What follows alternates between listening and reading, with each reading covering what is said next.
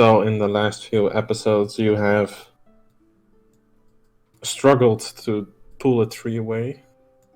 Then half an hour later realized you had a horse. We were just giving the horse a break. I mean, it had been busy doing horse things, and now I got nothing.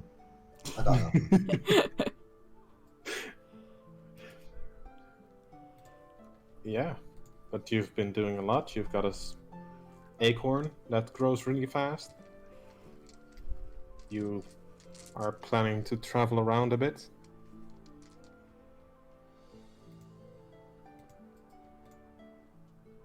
Yep. Oh, actually, I don't know really. What? I don't think we really had a plan. Well, these two had a plan. They always have a plan. What can I say? I am an adventure capitalist. Bush army. Oh. I'm worried that this chat doesn't show up. There we go, Bush Army. I just have to refresh every time she talks.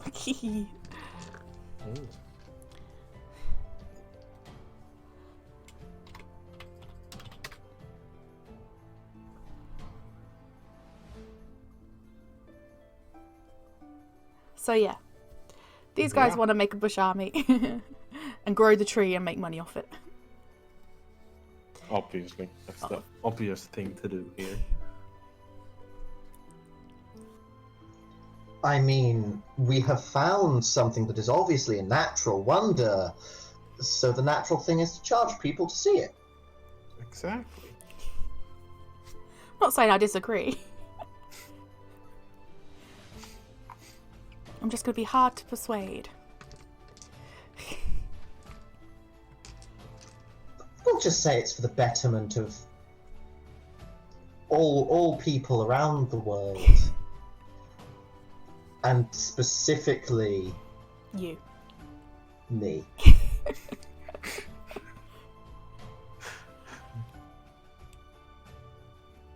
That's such an in-character thing to say. That's 100% your character. Just like, it's for the benefit of everything. But mostly me. And specifically, my wallet. Fair.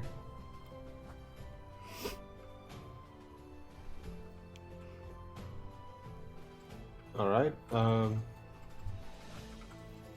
I don't know exactly where we left off. I know you guys leveled up, but you were either on your way to the town or you were already in the town.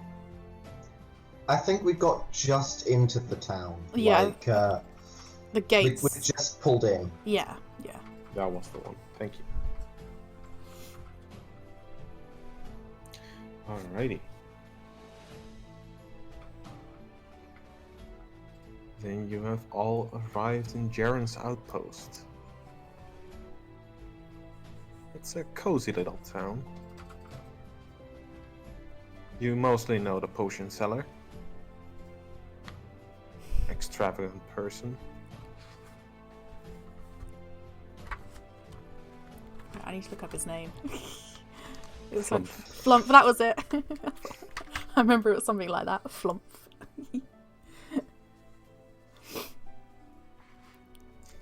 Alright, so what do you want to do in the town? So we were looking for, I think we were going to look for work, weren't we? So we could earn money to buy a plot of land.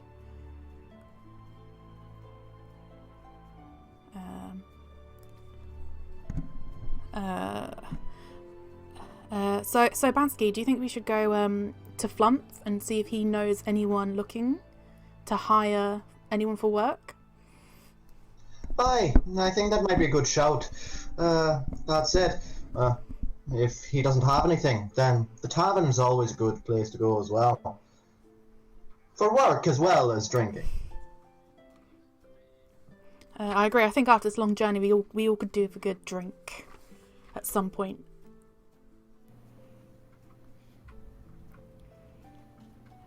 Alright. You all head to Flump. the little potion seller in town. And as soon as you enter, it's like, people, hello. Oh, hello, my diminutive friend. We come bearing assorted potion ingredients, and I pull out the bag of herbs that we found on the trip last time. I found these during the brief stay in the forest. Might you be thinking of purchasing such things? Like a glint comes in Banksy's eyes as he says purchasing. Well, I can only buy what I can see. Right now I see a bag and I don't see what's in it. Can I pull it out? As you wish, as you wish. I open the bag for him, and I give him a He big just smile. dives in, like, head first, like, ooh, interesting. I imagine his little feet in the air. Just on a little stool, standing there. Ooh. And he's searching through the bag. You see him counting in his head. I'll give you 45 gold for all of this.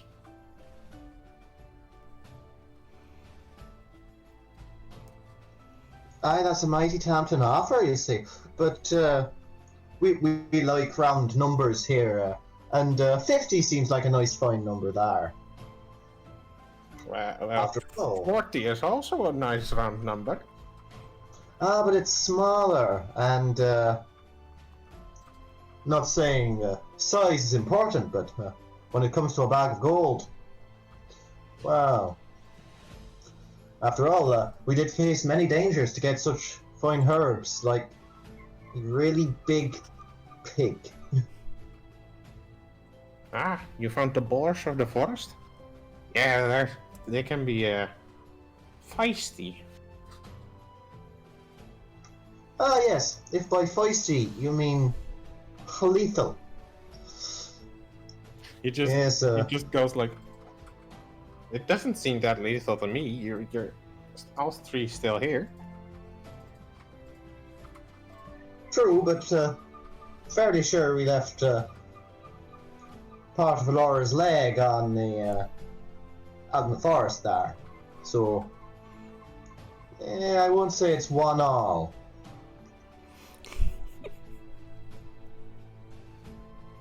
But nearly is not quite yet, so you've been lucky. Alright, 50 gold it is. I'll take it. As I thought. A good fella always names a good price. Now, here's your herbs, and I hand him the herbs and look quite expectantly with still the beaming smile on my face. Yeah, he just takes the herbs, puts it down on the counter, rummages in a drawer, pulls out a little bag. There you go. It's all of it. Excellent, excellent. I have two who have something. I have a bison tusk, if it's any use to you. Don't you mean a boar tusk? Sorry, a boar tusk. Yes.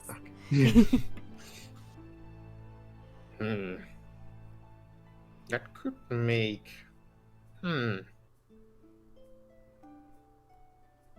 How does 2 gold sound? Make it 3 and you've got a deal.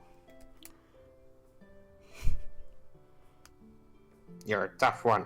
Alright then. And then I hand it over. And I give a look to Blanky, be like, he's a good teacher. Learning bad things. Yeah. I nod and smile. Shrewd bargain is all. That'll pay for lunch at least. It's almost worth losing your leg, isn't it? I then just leave the silence in the air for a moment. Point taken. You see Flump just sit down, grab a knife, and immediately start carving out the inside of the horn.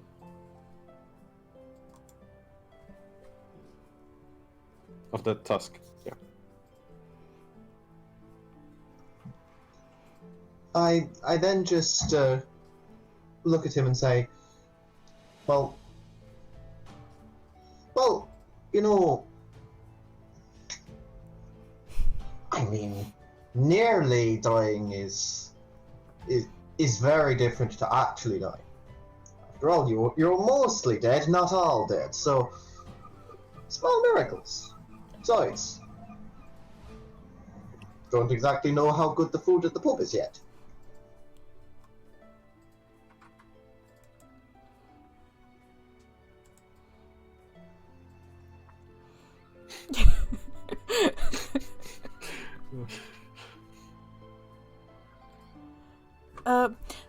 While we're here, Flump, we're actually looking for some work. Do you know who in town is looking for anyone?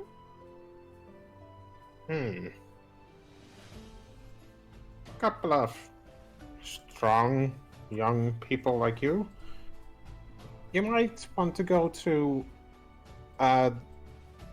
He's kind of the leader of the town's watch, but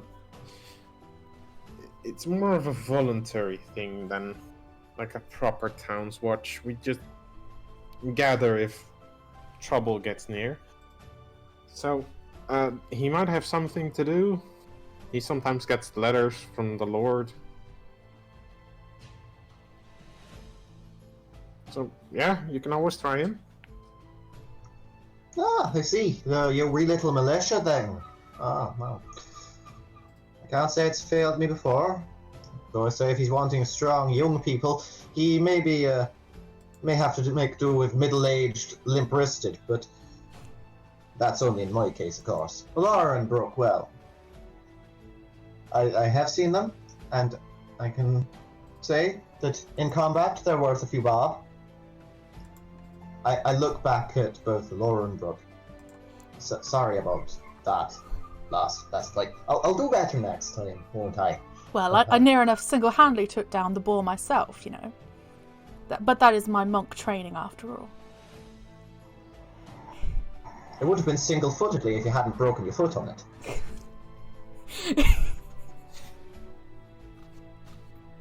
Very true.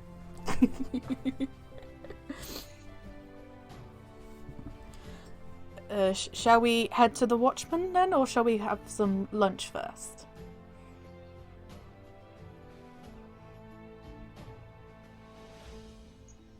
I always say, never do business on an empty stomach. Because on a full stomach, at least you've eaten before you get arrested.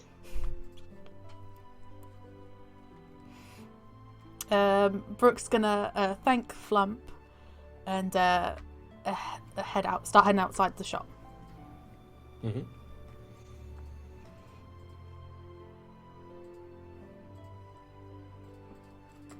Just a small reminder. You all have no idea where this person is. You haven't asked where they are. So that might be handy. Biggest building in town should be it, or the one with people outside with weapons.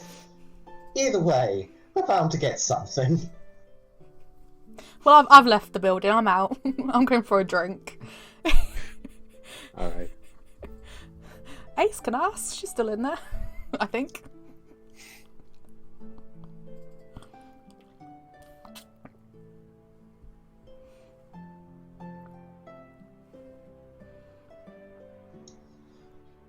Oh. I'll do nothing.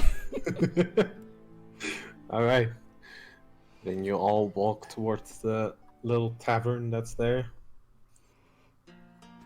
Inside it's pretty busy for such a small town. There's a lot of people gathering right now. And you see there is a lot of people gathering right now because there are actually two people on stage and they're both playing instruments. One a lyre and one a harp. And they've all like gathered around in a semicircle, standing around and drinking beers in the middle of the day. Brooke's gonna walk straight in and go to the bar and order around. Alright. The barman looks at you. That'll be 3 copper. I've got silver. Can I hand him silver for change? Oh yeah, of course. He just takes the silver, gives you 7 copper back. There you go. Thank you. And then I head to the table. Or head to a table. Yeah, basically, like, the eastern side of the bar is like filled. And the western side is almost empty because they're all gathering around the musicians. So you can easily find a place in the western side. Well, Alora, if you want to watch the musicians, I guess we'll have to stand and drink. If that's what you want to do. So I hand Alora her cup.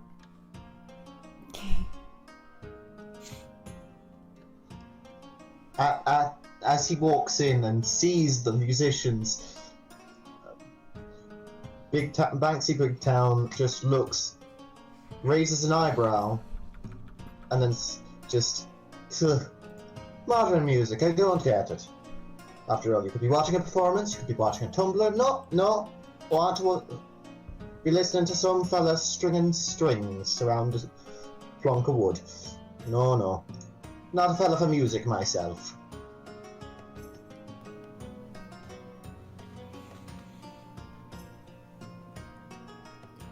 Meanwhile, the music is just happily going along. It's not bad at all. It's pretty decent. But sometimes there is like a false note in between. So they're not the best, but they're trying their best.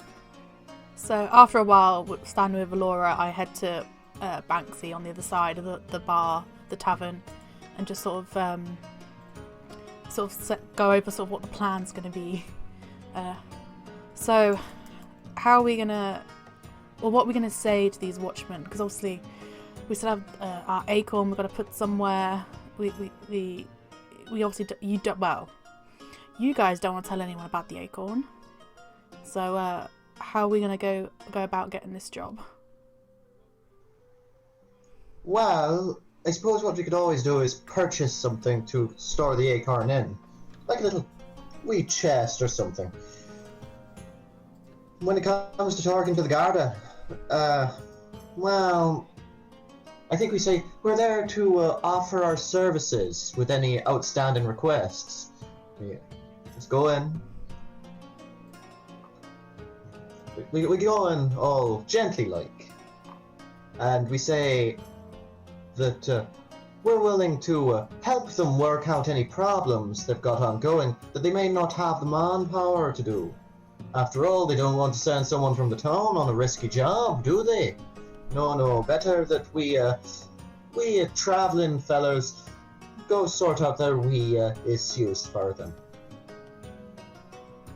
I assume you'll do all the talking for us. Oh, not all the talking. After all, they may want to hear from all of us. I am fairly sure that I'll be doing a bit more talking than Alora, but yeah. Which reminds me, at this Banksy gets out the bag of money he got from Flump and starts dividing it up. I'm just going to do maths quickly. My worst enemy, maths. It won't divide equally between 3. Banksy knows that. 45 would have, just saying. But 50 is more. Definitely true.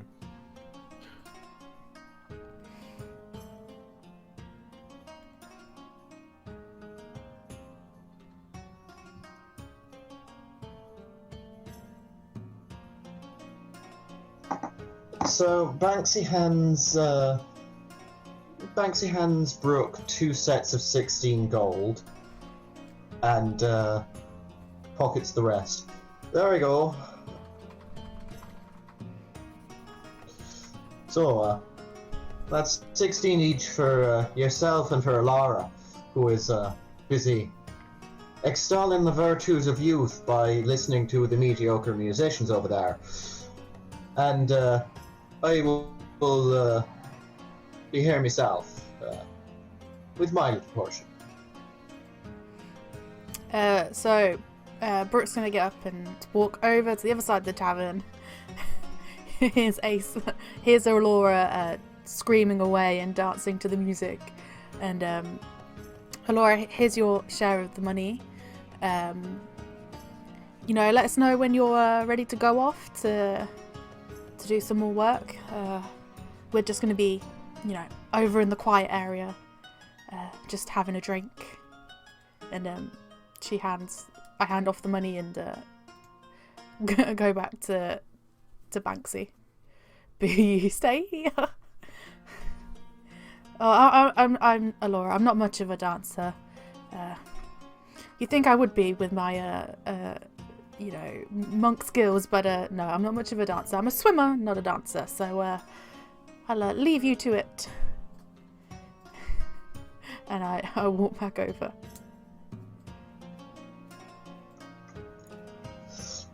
The young, their music. See, I was never a fan even when I was a lad. Must have been from that fella who I went to school with. He went into barding and yes, was never one for music. Plus, they always used to kick me out at the gentleman's club before the bar got on. Serves me right, I suppose, for hawking me wares during his performance. Made sure to belt him one before I got exiled.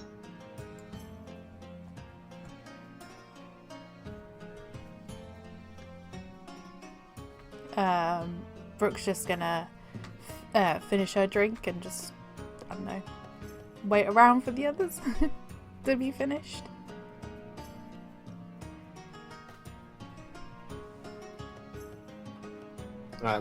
When you've finished your drink, the bartender comes over and he goes, "So do you want more?" I'm gonna look over to Banksy, but I brought the first round. You did! That is very observant of you. And Banksy's just gonna look at you glassy-eyed, and you just kind of see in his head the cogs turning. Oh, you want me to... Oh. I look up at the barman, and I just slyly slip him 3 copper with a look like I'm going to bite him if he goes for the money before I hand it over to him. Just... There you go. 3 rounds. 3 points. Not paying for 3 rounds, mind you. Thanks. And he just walks back and comes back with 3 points. Sets it down on the table. So, why are you all here? You seem new. Mighty observant of you. It's apparently contagious.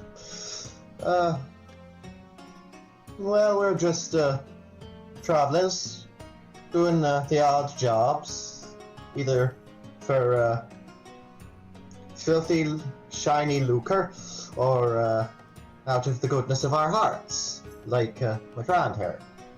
I fall into the... See, we believe that money is the root of all evil, so I am ensuring that people stay away from the path of evil by ensuring that I look after their money. Ah, you're one of those. Okay. Whereas I myself are trying to help my fellow man where I can. And not... That's a very noble cause. Yes. Who knows why we are working together, but we are. Well, sometimes stuff happens. You just end up with people. I met my wife on the road.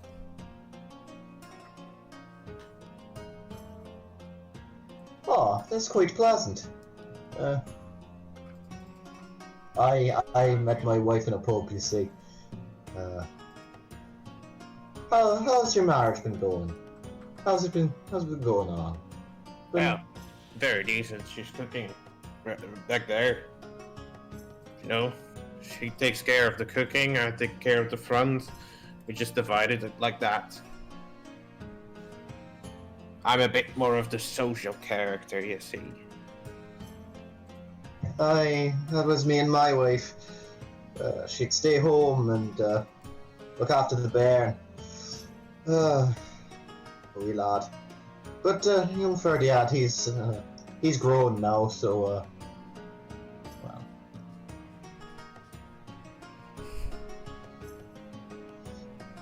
I'm glad you enjoyed yourself, Alora. I'm just talking about family with the gentleman here. Plus, there's another pint, Alora. You seem to be enjoying yourself. Yes, alcohol is the fuel of the marsh pet.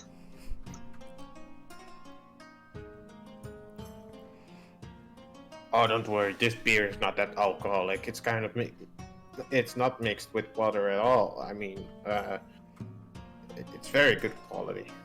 And he just slowly steps away. Sounds I feel like like he's touched a nerve. sounds like you two could be very good friends, mixing water with things. Maybe, but after all, his beer doesn't have the key ingredient: love and dye, multiple colors of dye. Brook's just gonna keep on drinking her pint. Alora, are you gonna stay and have a seat for a bit, or are you just gonna chug that one down and run back? Is the band that good? I'm sure they're lovely people with practice. Oh, good. Yeah, take up a seat. We've been discussing about the watchtower and what we're gonna do.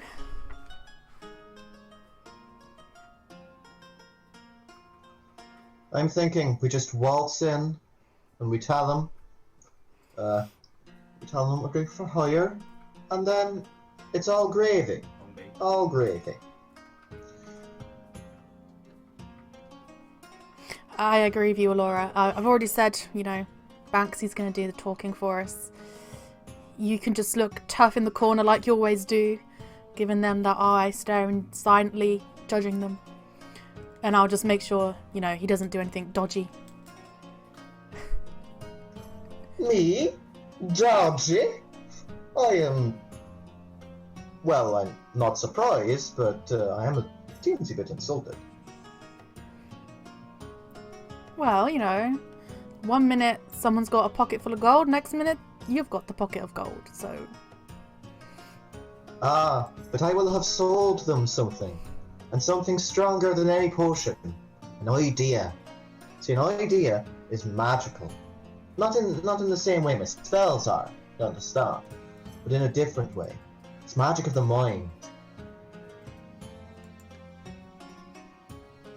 Water and dreams? Dreams? You see that potion I gave the huntsman for the map? Yes. Physically, it was water, food dye, and about a minute's worth of prestidigitation. But mentally, in the mind of that hunter, it was something else. A scammer, or I am a charlatan, I think you will find. It's got a touch more class than scammer. Quack doctor, I'll take quack doctor, because it's got doctor in the name. I didn't go to medical school, but, But yes, it's ideas. I'm selling ideas. Dreams. That hunter didn't know what that potion did. I told him it would make him a better hunter. But it has, probably. By making him think he's a better hunter. He will actualize that reality.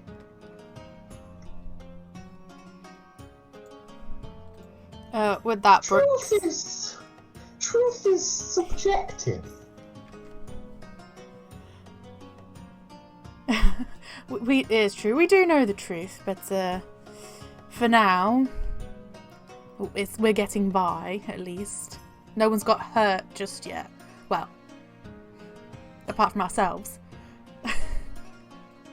I give up and over to the music. Ah, boy.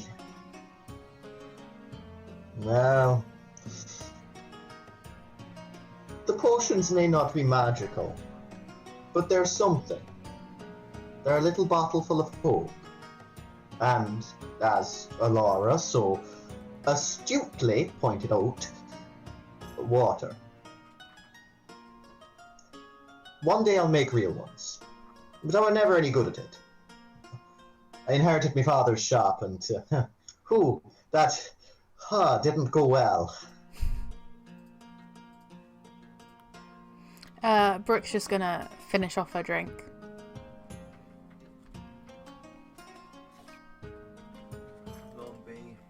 Well, if anyone else has anything to do, or I would say we're ready to head to find these watchmen.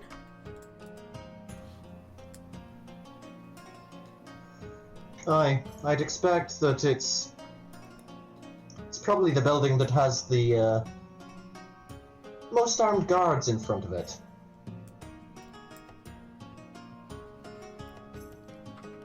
We could just ask the barman. Aye, that might be a better idea.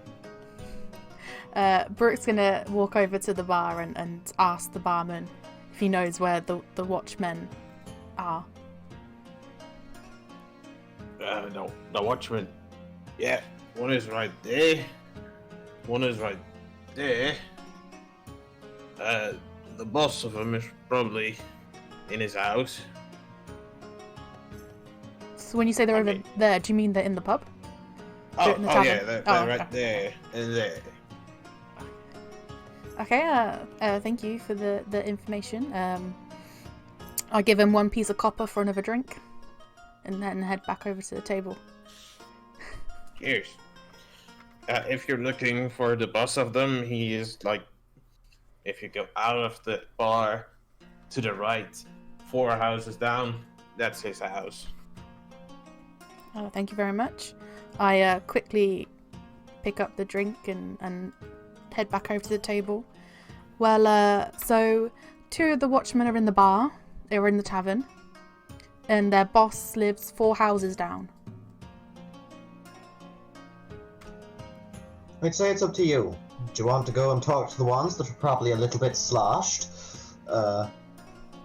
Or do you want to go and talk to the boss man, who might be able to give us a little bit more than the rank and file fella? I'd probably say the boss is the best option. If not, we can come back and talk to the drunks. Aye, as you wish. But, I'm just saying, with Garda, it's probably best to keep them on their, get them when they're off guard, so to speak. I find that they're awful vigilant sometimes. Well, The bartender quickly hands Alora the drink. oh well, it's up to you, Laura. We can speak to the drunk ones over there that you've been dancing with, apparently, or we can go talk to the boss man.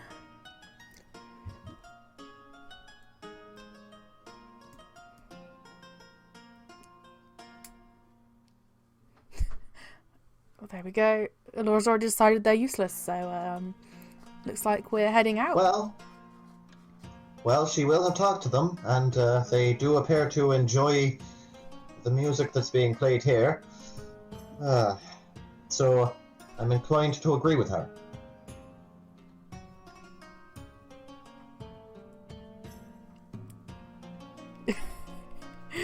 Okay, Ace. If you say so. So yeah, Brook's gonna get up and just gonna, let's go, guys, and I'll show him the way, I guess. Seems I know where it is. Yeah, you head out the bar, head to the right, 4 houses down. It doesn't look anything other than the other houses. It's just the same standard hut that's been plopped down, except there's like a few different flowers in front of it, but that's about it.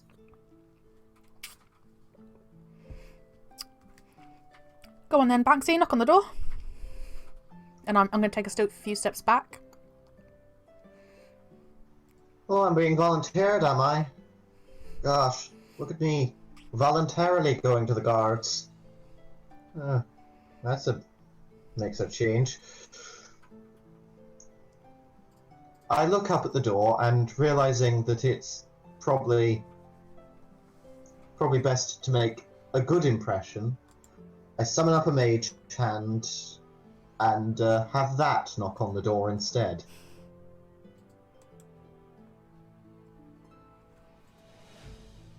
You hear the knocking, of course, and then you hear some shuffling and some things falling over. Ah, right, come in.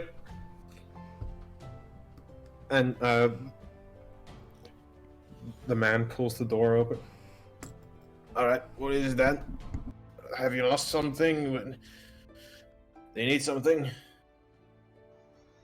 No, we have not lost, we have not lost something, but we do have need of something. A moment of your time, sir. Moment of your time. Well, I invite you in, but it's a pigsty right now. What can I say? I've been underground for most of my life, so I wouldn't know the difference. Alright, come in then. Is it indeed a pigsty? It is very much a pigsty. This is very much the bachelor lifestyle of not cleaning anything. Like, all the plates are stacked on the counter. They're all dirty. There are papers everywhere. There's a lot of stuff around.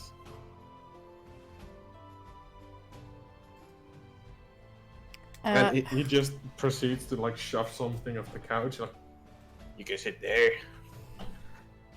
If it's all right for you, I will just stand. Alright. I'm going to sort of stand near the door, closest to the fresh air and the clean. it definitely stinks a bit.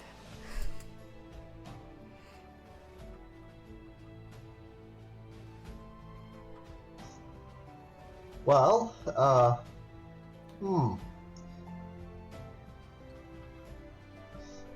Banksy then turns around and casts prestidigitation on whatever has been offered to him to sit on, and takes a seat. Just brushing off his coattails as he does so. You see, like, Every the so couch. often- The couch has like a dirty spot, but now that dirty spot is just like partially gone, exactly where you will sit. So it's just perfectly clean for you. Every so often, I will reach out and clean the things around me with magic, just to absent-mindedly make it look a little less, we'll say, lived in. So, being the leader of the Garda, so we've been told, around here, or whatever you got close, we was wondering if you were to have any odd jobs, requests from a ways away. Something that your limited manpower of only 3 men probably isn't enough to muster against. And we'd be doing it for a nominal fee, of course. Nominal fee, and the assured safety of yourself and your employees. After all, employee retention is a big problem these days, what with, giant death borers in the forest and scheming little kobolds. Nearby, near town. Oh, That's why we don't go in the forest. It's dangerous. But I think I As have you can see. something. Ah, that's the man. Recently, in not the boar forest, but the forest the other way, we've had a hunter gone missing. A hunter go missing, you say? Would he be the one that lives in the hut the hut up on the hill, who will Oh no, not that one. That one is way too experienced to get lost. Oh, oh this well, one is We're grateful one to is hear a- that. We met that hunter. oh yeah, he's a good warrior. He can do this stuff. No, this one is a young one. He was just mostly training to be a hunter, but he hasn't come back in. And he looks at like a calendar. 4 days now, which is concerning to say the least. when did this fella set out? 4 days ago. As in, he left 4 days ago, or he has been missing completely for 4 days? No, he left 4 days ago, and he hasn't come back. Ah, I understand. So he left 4 days ago, you say?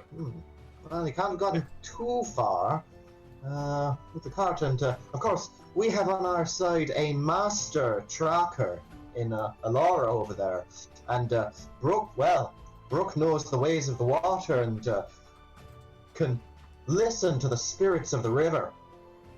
And myself, I gesture around at his nice and now clean, the clean circle around me that is within my arm's reach.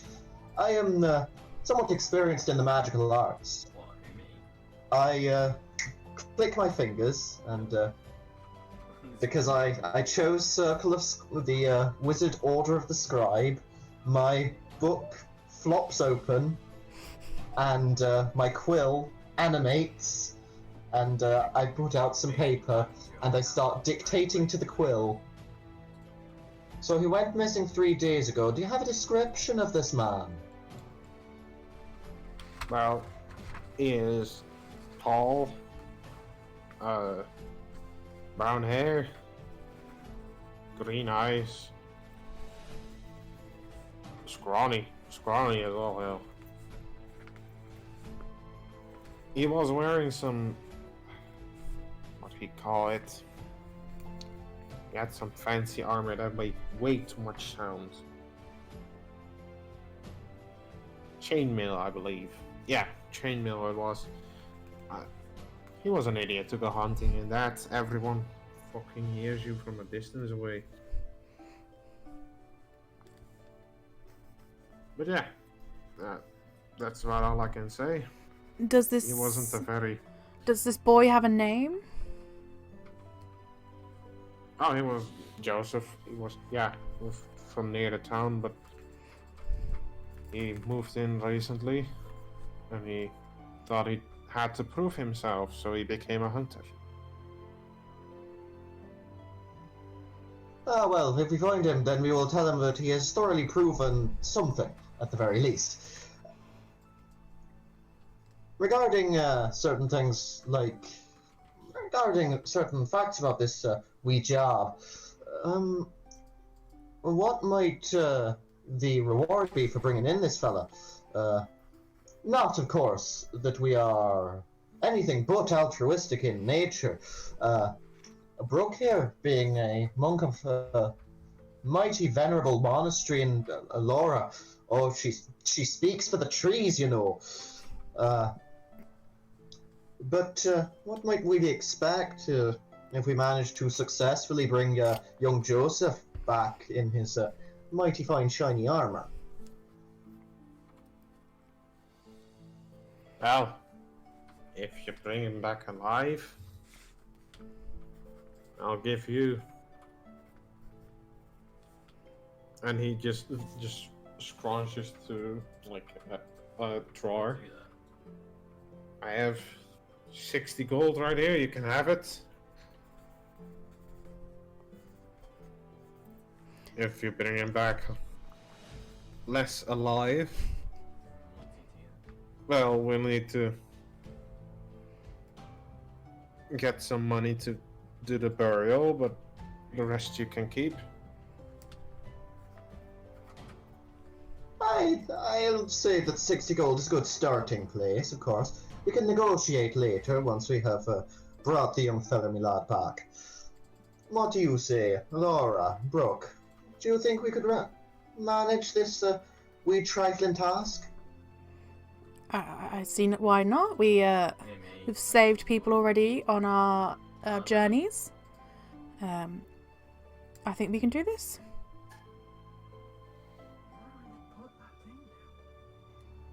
After all, we could definitely find this young fella, me lad. Especially if he's only been gone 4 days. Why, that's nothing but a trifle. What direction did he set off in? Where was his initial destination? What hunting grounds was he after, and what might he have been hunting? Well, he went off to the southwest. There's a forest there. You can hunt deer. It's pretty safe.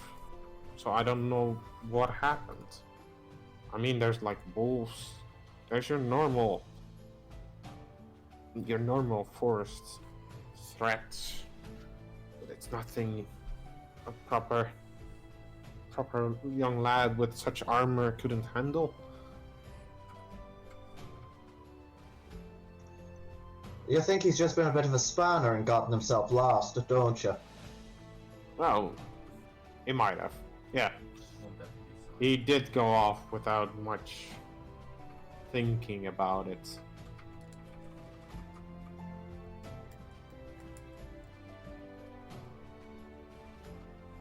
So, are you doing it, or should we set out tomorrow?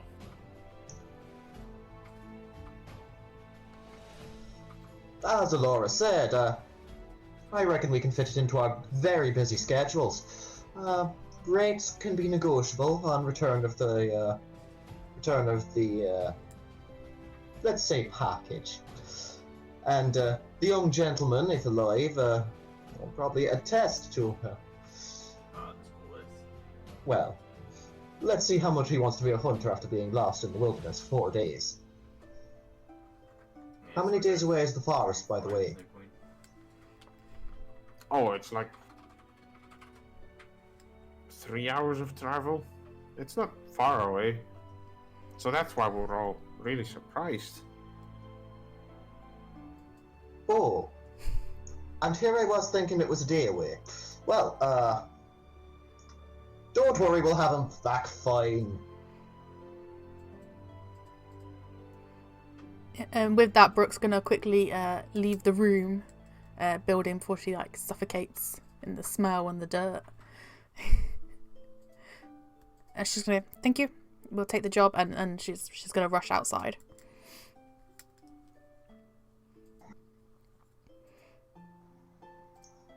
Banksy Blaine will stand up and he will go to the dishes. How many dishes are there? There are exactly 7 dishes stacked on top of each other. It's almost like he only wants to do the dishes once a week. So he just has 7 dishes so he can live through the week. I look at him. I press each of the 7 dishes in turn, and then walk out very deliberately. And as I go and shut the door, Cranberry just goes, "Woo!" And I carry him out. That's mighty nice of you. Thanks.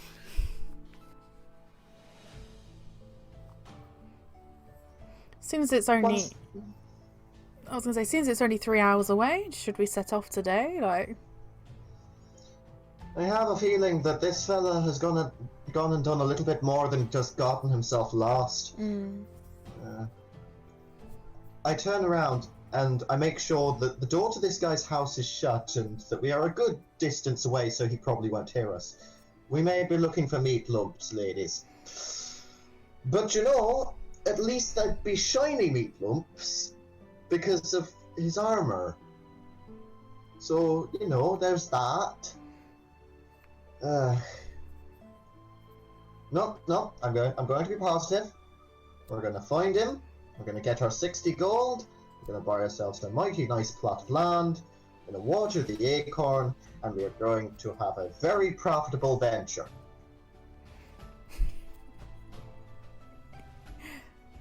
And maybe some little shrubberies. A nice one. With a multi-layered effect. Should we've obviously got tons of supplies, but do we have any potions in case we come across him and he is injured?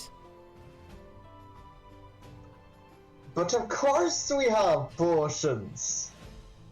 Real potions that work. These are potions of hydration. Not buying it? No. No. Ah, well. I feel like if we find him, then this gentleman has managed to survive 4 days in a forest that is 3 hours. Just 3 hours out of town. If he's injured, he's probably dead.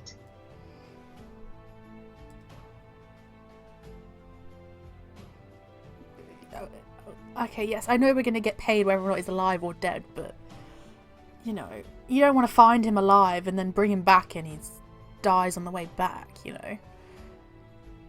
Can't have that. True. I'd hate to miss out on the full 60 gold. Funeral costs what? A handful of gold pieces? We could offer to do the funeral ourselves. For, you know. We'll plant him next to the acorn. Chuck him in the river. Or, that's actually a good idea, because bodies are great for fertilizer. An old necromancer friend I had back home told me that. We are not dumping any bodies in the river. Thank you very much. So yes, shall we leave? Shall we just go? What time of day is it? It is early afternoon at the moment.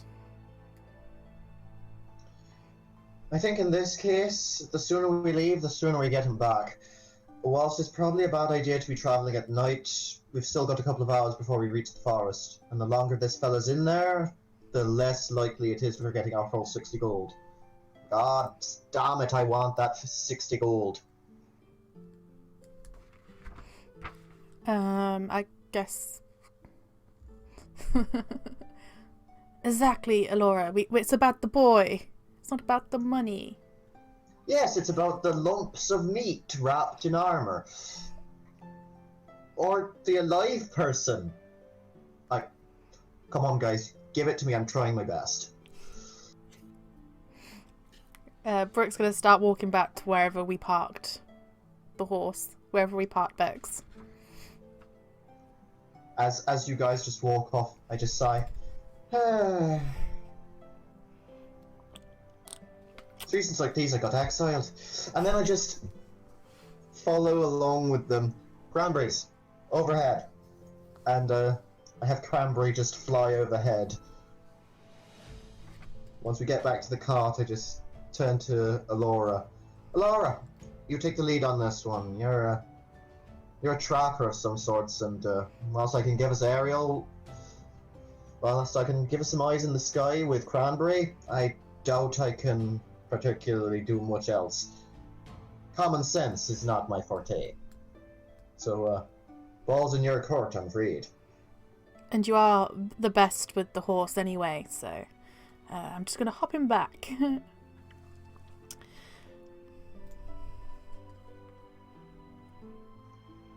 I also hop on the back of the cart. and I just let cranberries fly overhead as we go. Alright. You start your travel. It is a fairly quiet travel.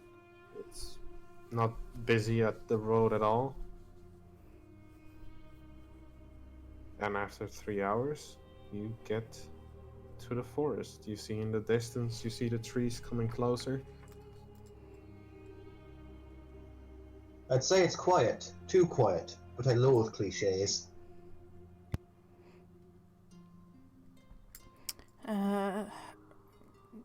Can we check to see if there's any signs of, like, where a person would have been or walked through? Yes, that would be an investigation check. To look for tracks. I can do those! Yes! Finally, investigation! I'll have no idea what the tracks are of, because that'll probably be a survival or a nature, but I can find them! I got a 13. Alright. I actually have proficiency in this, so I got a 25. Oh wait, what's my proficiencies? Damn. Wait. Oh no, mine's just a +1, so yeah, it's 13. Okay. Alright. So, Brook and Alora, you're looking around a bit.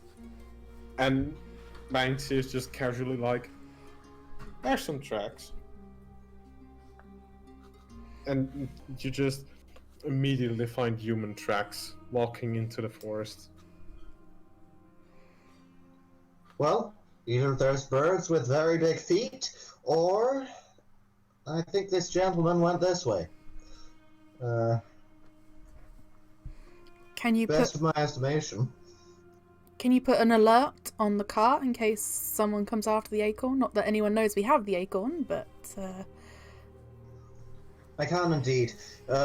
I'll put it on the cart, and I tell you what, I'll just cover the acorn in my bedroll for now. So I cover the acorn in my bedroll, and I spend like 10 minutes ritual casting alarm. Mm-hmm. There's Yeah. just a faint smell of cherry around the cart now, as I just drop down some like sour cherry sweets in the perimeter. Alright. You drop down your sweets. You have everything set up. And you are ready to track this person. I take it I'm gonna be going first in case anything jumps out at us. I have the armor and the HP. I'll send Cranberry up to be our eyes in the sky. Alora, I know where the tracks are, but following them, can you tell how old they are? That would be a nature check. To check out how old the tracks are.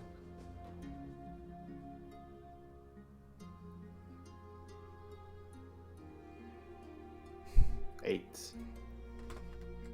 You're looking at them, but it's not very easy to see the age of some tracks. These are just set in, and they might stay here for a while. They might stay here for only a few more hours. You don't really know. I got a 12 if that helps. I'm not exactly a You tracking person. approximate there at least within the last week, but you don't know anything beyond that. No. Well, they're at least no older than a week, I think. We all know I'm not the best with tracking, but it's not an animal we're tracking. It's a person, so I can say they're at least a week And old. the fact that there's no tracks going the other way means that he didn't get lost on the way, or just, die halfway to the forest. Right. I guess we should keep going. Yeah. So I'm gonna walk on ahead and follow the tracks. Alright, so it's Brook first. Who is second and who is third?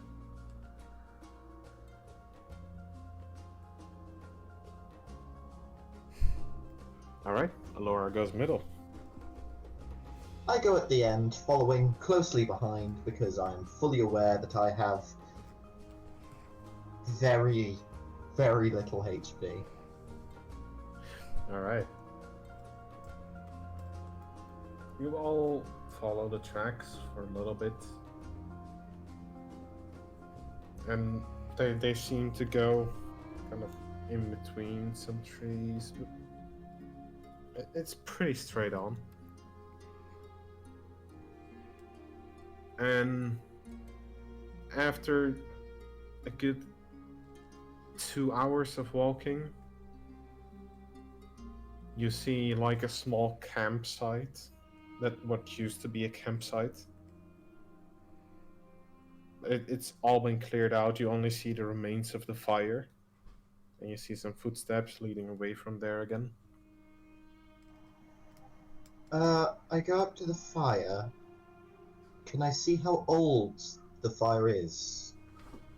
Is it still warm? It is not warm anymore. Well, it's not been here recently.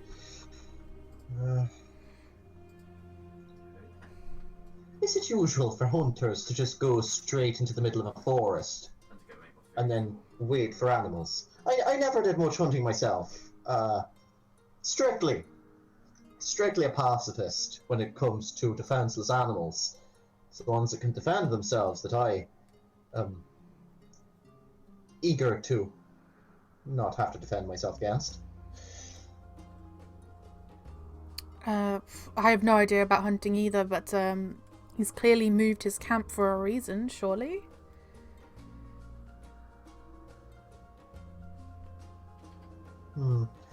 Well,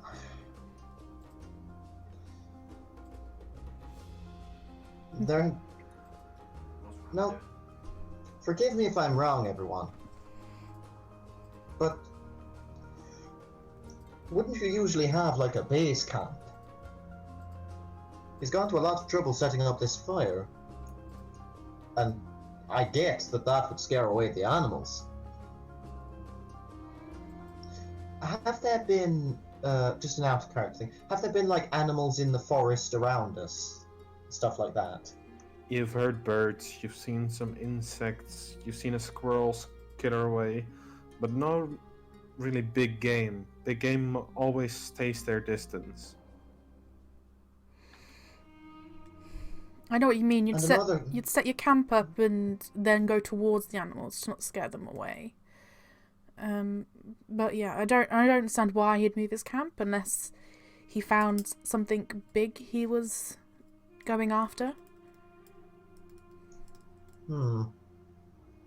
Well, one thing it could be, well, I haven't seen any deer around, have you? And that's what the Garda fella said. The head of the Garda said that mostly people come around here to hunt deer. And I don't think I've seen a single one. And he wasn't a very experienced hunter. I have a very sinking feeling in the pit of my beard. I guess we just follow the next set of tracks and see where we end up. Or what's on the other end of the tracks. Aye. Well, I'll keep Crownbury in the air. But, I think we should tread carefully. I feel like if there's anything here, it might be a touch worse than a boar. Especially if it had caused this fella to move camp. Do we need to roll again for the tracks, or...? Oh no, you can No, just okay. follow the track. Okay. You walk for another half an hour. When you spot some tracks coming at you, but then going to the right, like straight up.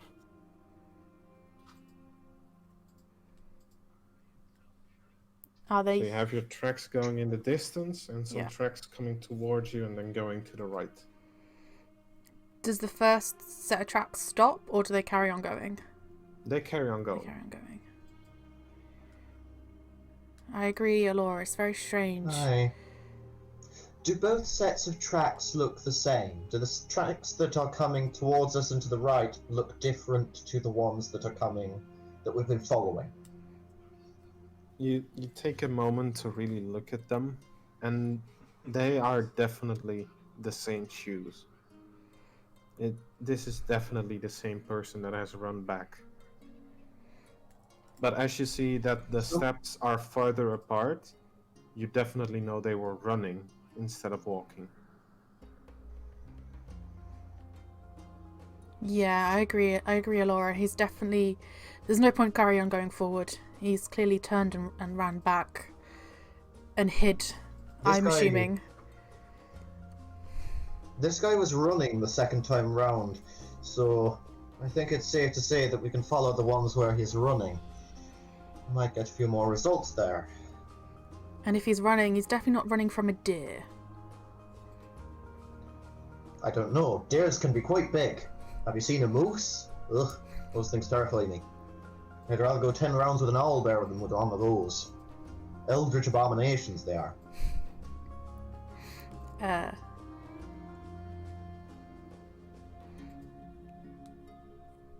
Do we see any like animal tracks? You look around for a little bit, but you don't see any animal tracks or anything. You do see, like, in between trees, almost like they landed and then jumped back into the tree. You see some footprints, like small footprints. I look up at the nearby trees. Does it look like there are any, like, scratch marks on the branches or anything? Not really scratch marks, but there are some broken branches, like the small, where someone probably stood on the branch and it weighed a little bit too much.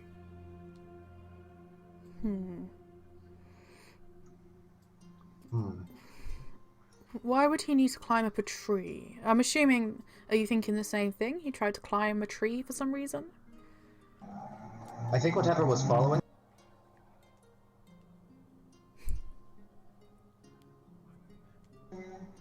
Whatever was following him. I'm betting whatever it was.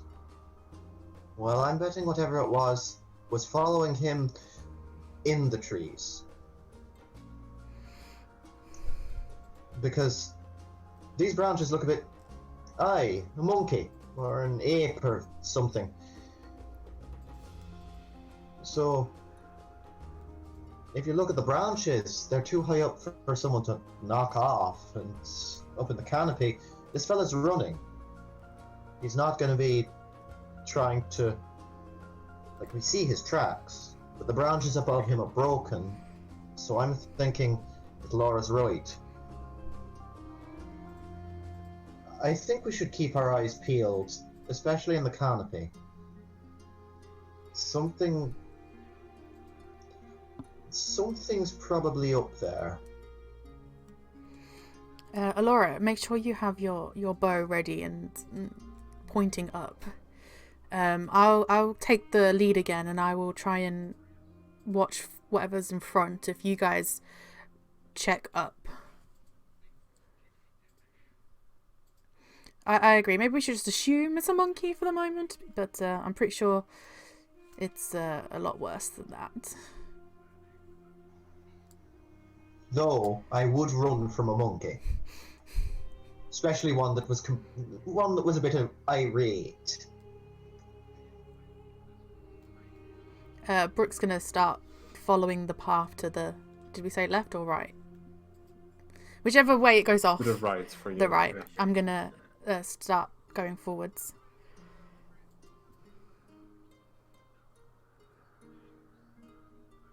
Are you guys coming? Yeah, sure. We're coming. And watching up. Thanks, Laura. You watch up for us and... Yeah. See what's up there. Can anyone that is watching out please roll a perception check? I'm watching Is that forwards. Should I do a perception check if I'm watching forwards? Oh yeah. Yeah, okay. As long as you're watching anything, you... Does this include Cranberry, who is overhead in the over the canopy?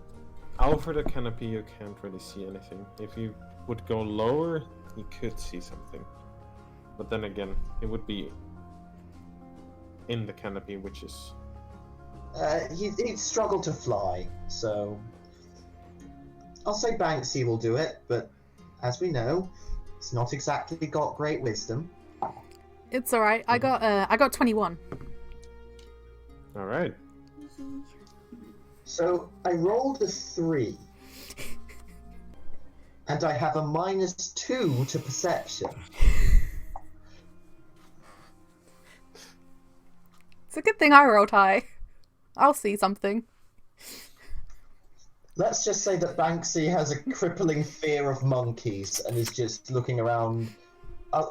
Instead of like seeing anything, he's just looking around and he readies a firebolt as if to throw it. If he sees a monkey in the canopy, he's going to just throw that firebolt, regardless of the fact the forest is made of wood. Alright. You all head forward. Do you want to go slowly, or do you want to just run towards it?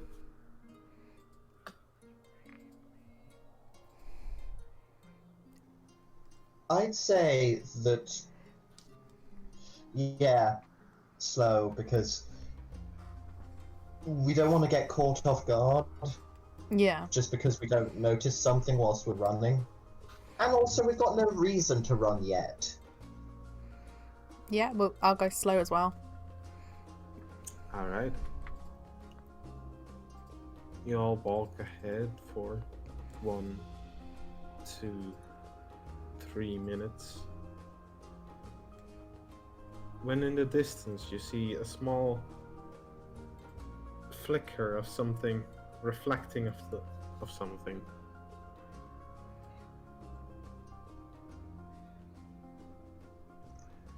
Now, I'm no naturalist, but I don't think monkeys wear armor. Or at least anything reflective. Brook's just gonna walk straight up to it. Alright. As you walk up, you see there laying a young man, pretty tall, brown hair, and he has this chainmail on, but through all the holes in the chainmail, there are mushrooms growing.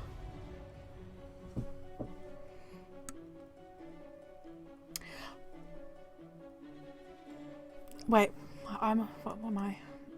Oh, it's acid. I was gonna touch him, but I'm not gonna touch him. I just yell out, is he breathing?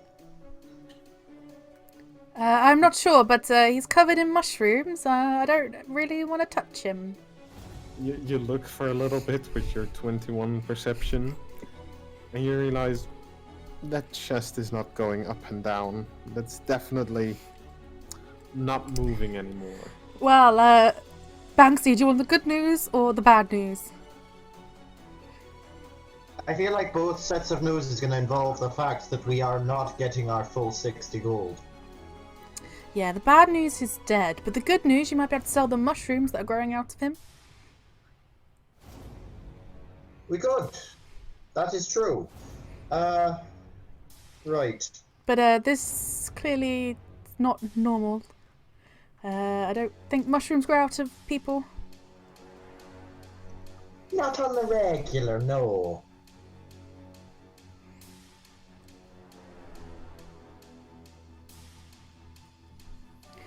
Well, I don't think we need to get the watch person, you know. That just waste time, I think. Or help. How deep are we into the forest, by the way? You are right now like 2.5 hours in. So that'd be like another 5 to get back to town. It'd be dark by then, yeah. Mm-hmm. Do either of you know much about plant life? Because where I come from, the mushrooms grow pretty fast, but that's because they're, you know, magical. Do mushrooms in forests usually grow over the course of, what, 3 days?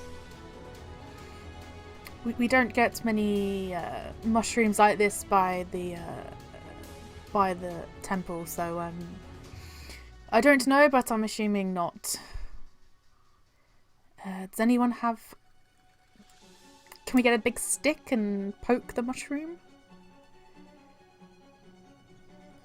I grab my quarterstaff and I pass it to Brook before retreating back to behind Alora. I'm gonna sort of like distance myself as far as I can, reaching out as much as I can and just poke the body from a distance. You go to poke the body, and right before you touch, you see like the stomach move a little bit. Like almost a ripple effect going through it. Is it monkeys? Is he full of monkeys? I don't know if it's monkeys, but something's alive, I think, in his tummy. Could still be monkeys. Maybe. Does anyone have anything we can... let's not worry about carrying him just yet. Let me have a look. Does anyone have a bedroll or anything? Oh, I think I do. Where's my items? Down a page. Oh, I have a bedroll.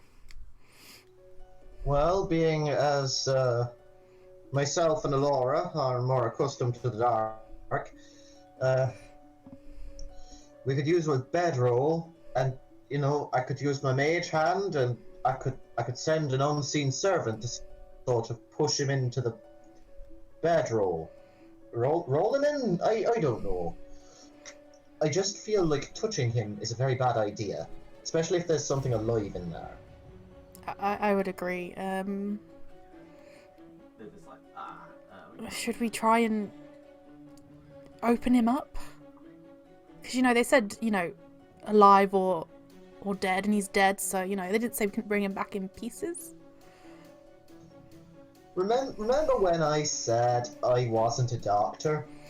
I am also not a mortician, so I feel like doing an autopsy right now would be unwise. But if what's inside of him is dangerous, we can't bring that back into town. I mean, we could. I don't know. I would just feel a lot safer about it if it were, I don't know, somehow restrained.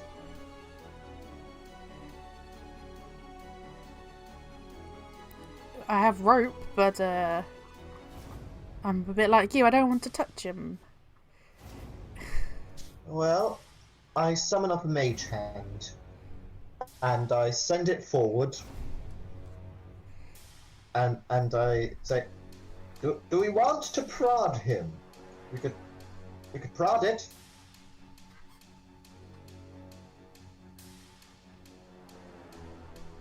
Yeah, so he's been chased by something, and now there's mushrooms in him, and something is inside of him. Yes, that is all we know, Alora.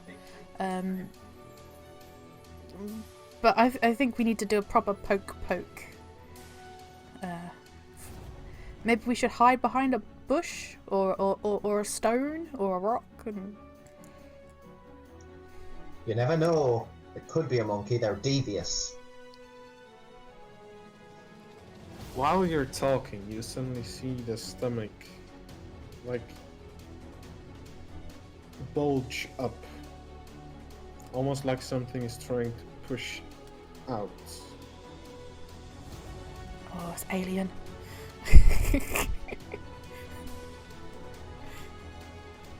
I don't. Look, Laura, if you're willing to go over there and cut him open, I'm more than happy for you to do it. They didn't. You're right in that they didn't specify how in one piece he had to be. Would you say that chainmail's fairly recognizable? Yeah, he said he's the only hunter that's stooped enough to wear chainmail. So, Laura, before you do that, I'm gonna run back to Banksy, away from the body. Good luck. Cremation's a kind of burial, right? Yeah, I'm just gonna run back and get out of the way.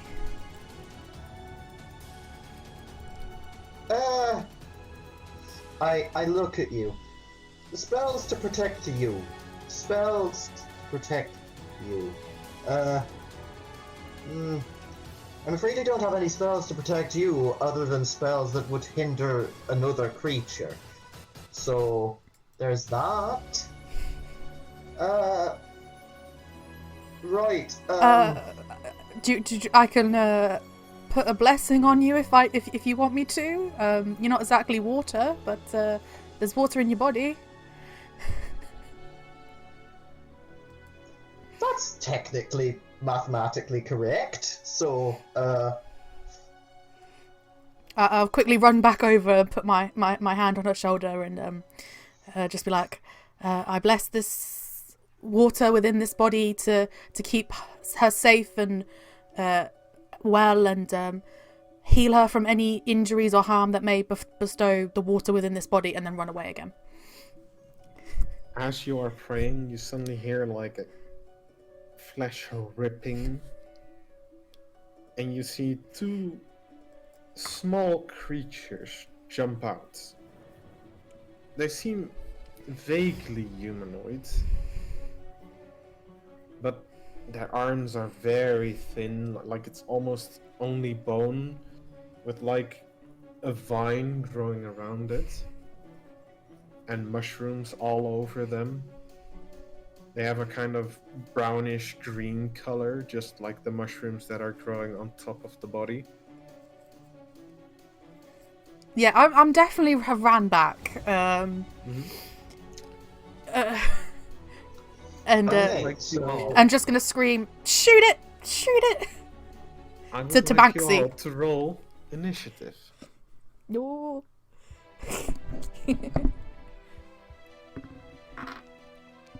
Oh, that's the wrong dice. Where's my 20 dice? Oh, there it is. I got a 9. Oh wait, is there anything you add to your initiative? Dexterity. Dexterity. 11. I got 14. This is gonna go badly. Alright.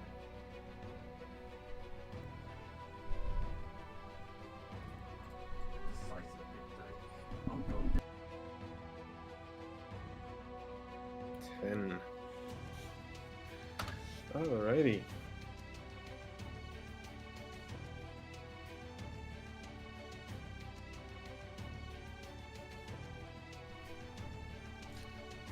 So first up is Banksy. Okay, I look at this awful thing that is happening,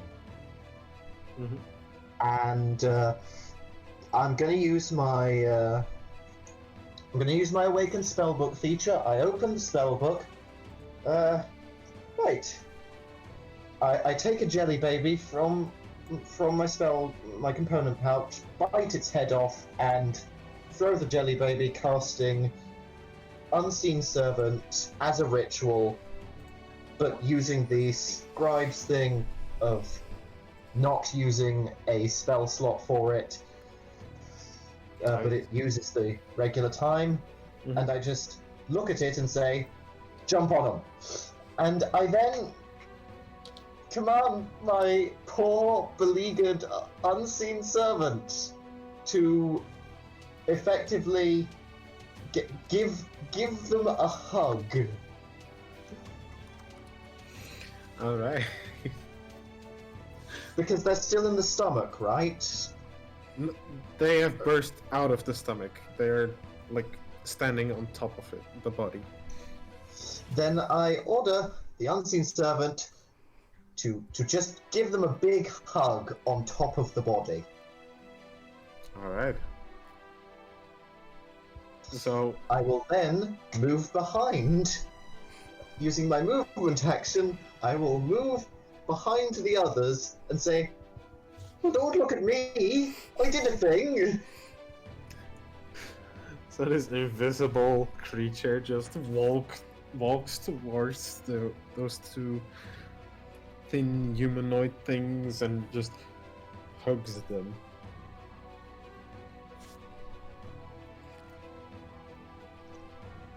I mean, maybe the warm sensation of a hug will make them feel better and less inclined to eat people's stomachs from the inside out. It could work. And I end my turn there. All right. Then it's Brook. Because I've ran back a little bit, am I enough to do a ranged attack? Yeah, definitely. Okay, I'm going to throw a dart at one of them. All right. So that's 17. Would that hit? That definitely hits. 1d4 plus 2. Which one's my d4? And that is... Oh, a 1. So 3. All right. You see the dart just pierce into the shoulder, and it just slams back, and it doesn't really seem to react to the pain or anything. It's more just like it hits and it moves back into its previous position. I think we should burn these things if anyone has fire. And I'm getting to that. and I'm gonna end my turn there. All right, Alora.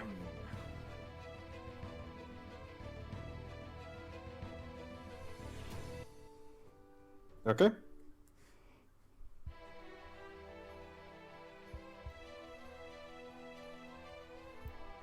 A D20, so a 20-sided dice, plus your dexterity, plus your proficiency modifier, which is still 2.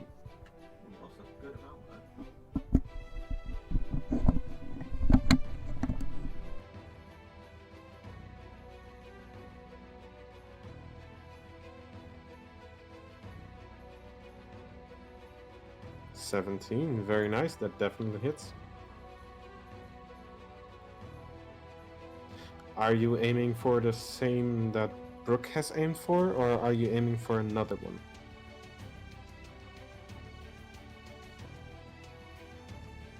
The other one. Alright, then the damage with a longbow is 1d8 plus your dexterity.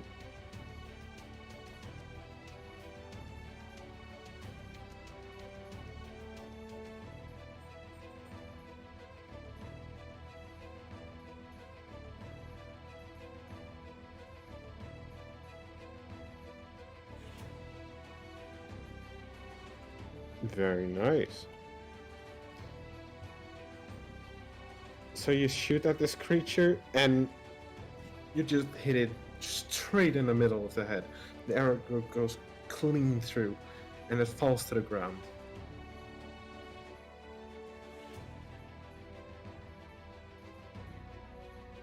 Alright, will that be your turn? Alrighty. Then it's their turn.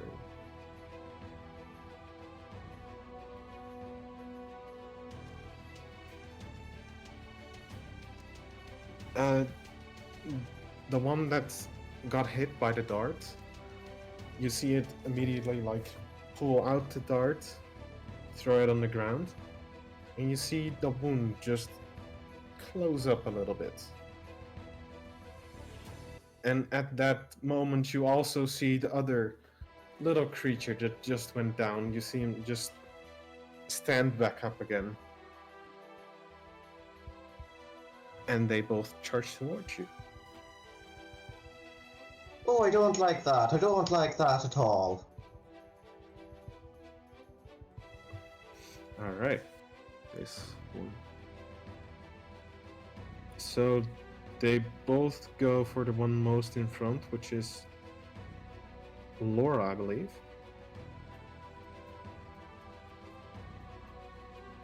Yeah, Alora didn't retreat, so Alora is the one most in front. They both will take a sweep at you.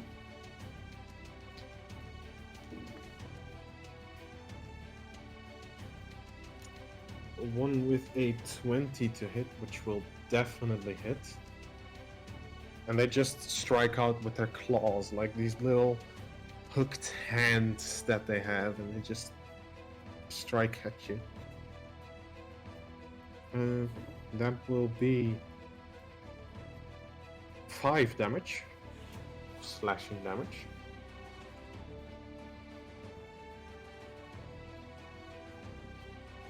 The other one tries to hit you with a 17 to hit. I believe that still hits. So that will be another 6 damage. Quick question. Mhm. The unseen servant. Has anything happened regarding that? Well, seeing as the unseen servant has a strength of 2, it's I just believe in basically him. like it's like pushing over a card tower and just walking through. Damn, I hoped to confuse them. All right. Then next up is Banksy again. Right, so I'm going to use my bonus action to order my my unseen servant to come forward as far as he can, and well, he probably can't come all the way because he can only move like 15 feet or something? he can only move like 15 feet or something. Doesn't matter particularly, but he's on his way, and that's what's important. Mm-hmm. How far did they move? They are pretty close to you, but not like within melee combat range. But they're decently close that they could get to you. Okay, I will use my movement action to move further back. Mm-hmm. This time behind Brook. And then I'm going to pop a cinnamon candy in my mouth and lob a firebolt. All right. Let's see if I actually lob a firebolt this time. So that's a 5 on the dice. It really feels like I'm rolling great for initiative, but okay, so does an 11 hit them? No. Dang it! So I also have a slight question. Because they're like really small, they're really, really small. Yeah.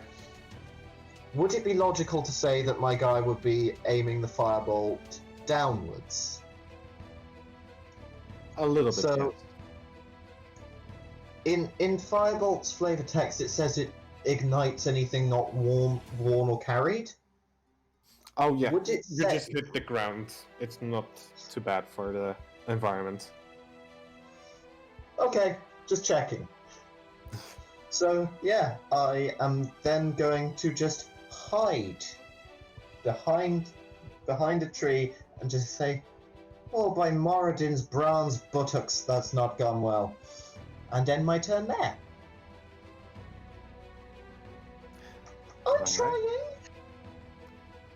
Then it's up to Brook.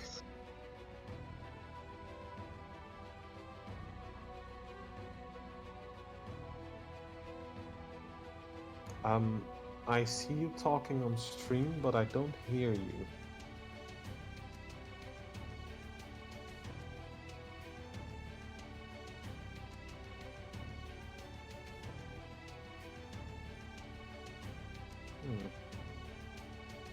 No. Oh. There's we it go. back. That was Yeah. bizarre. I am going to...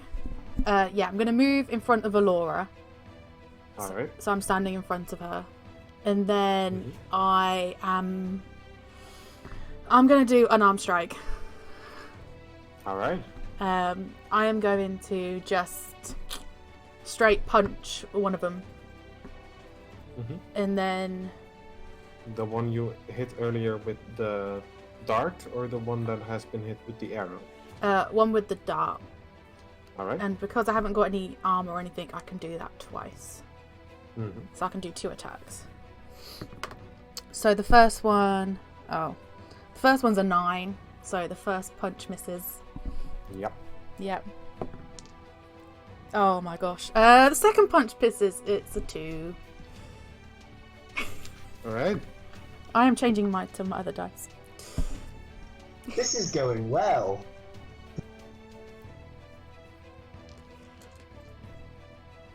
So yeah, I tried to punch it twice and miss somehow. Alrighty. Anything else, or would that be it? I'll stop there. I'll save what I've got for the next round.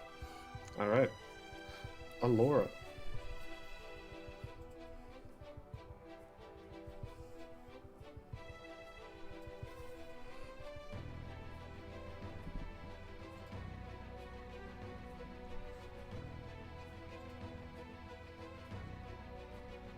Alright. That's exactly the same as what you have to roll for your bow.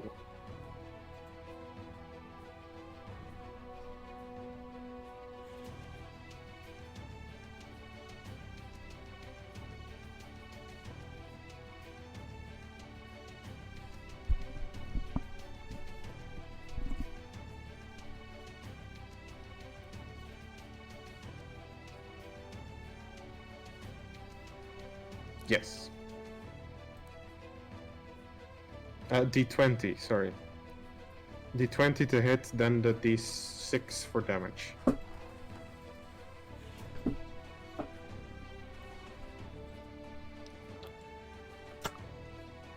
$15, that definitely hits.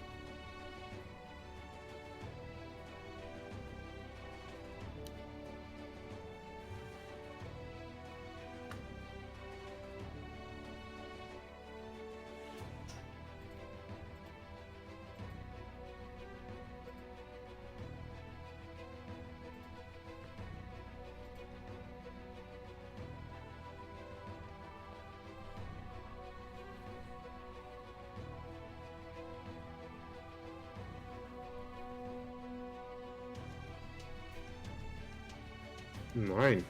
Very nice. So, once again, the small little creature gets almost cleaved in half. You chop like right through it, but there's like a piece in the back that's still connecting. And it drops to the ground again.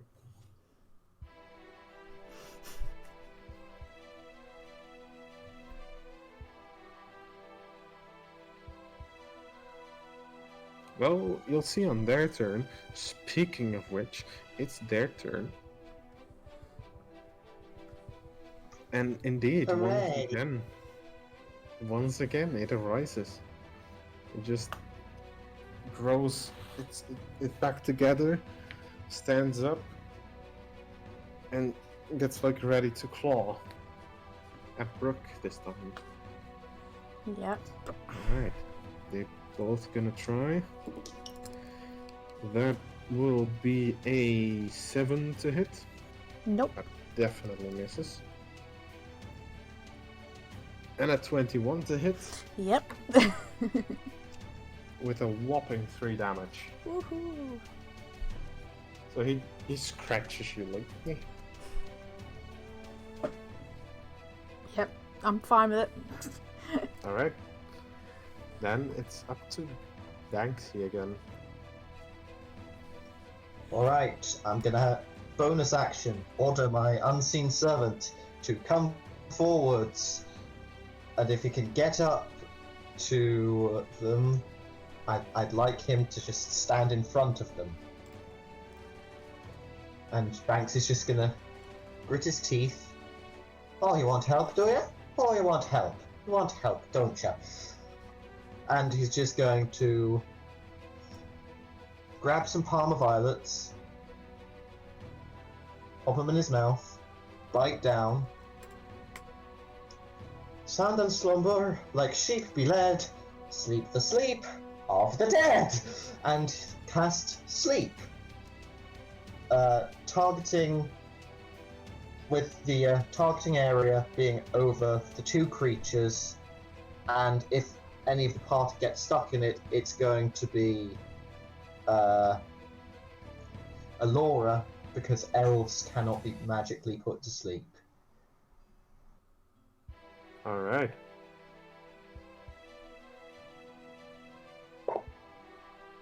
That will be very tricky to do, as Brook basically stepped in front of Alora to block the creatures.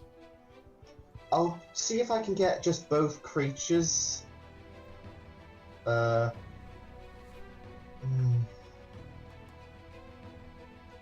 see if I can get both creatures. Let me just do the maths. I am struggling with maths today.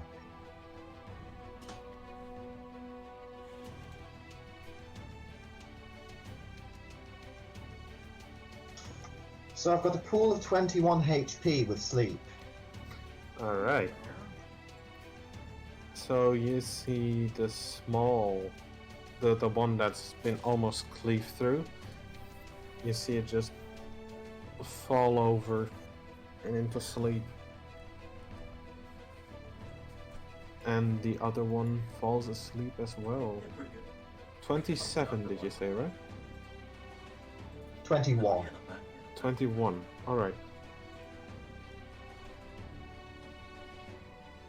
Brook, how much HP do you have? Left. Yes. I have 14 left, but I do have chi points I can use. Alright, so you feel sleepy for a little bit, but then you just shake it off.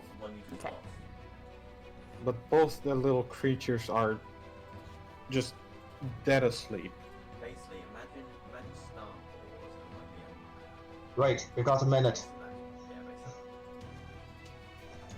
It's up to you.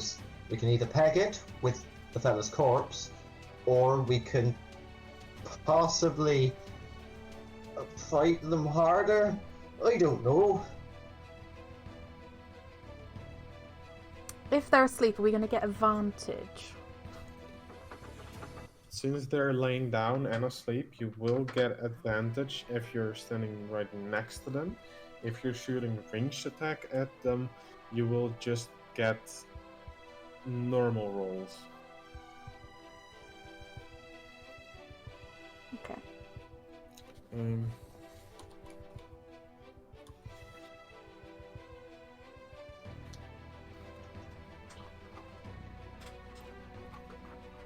Ooh, so we're still in combat, right?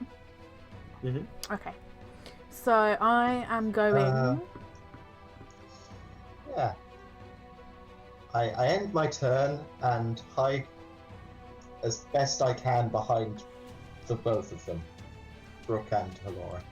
Because I'm still next to them, I am going to do unarmed strike again.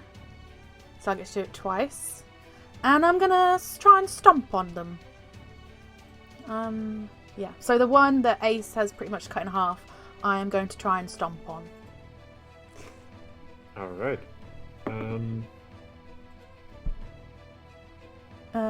That is a 9. Is that plus your strength? Oh, and plus strength. proficiency bonus, or Oh no, that's 9, 10, 11, 12, 13 then. that definitely hits. And can you roll twice the dice for the damage? Okay. So damage is 4 plus 2. So 4 for one, and 3 for the other. Wait, did you count the plus from your dexterity twice, or? So I did 1d4 plus 2, Mhm. which is what it says, and then Yeah. I need to add something else to it. No, that's plus 2, and then just roll another d4. 3. 3, So 4, 3, and 3. 4. Okay. So it's just laying there, like soundly asleep, and you just pummel down and just smash the head in. And you're guessing like it's no longer breathing, so it should be dead.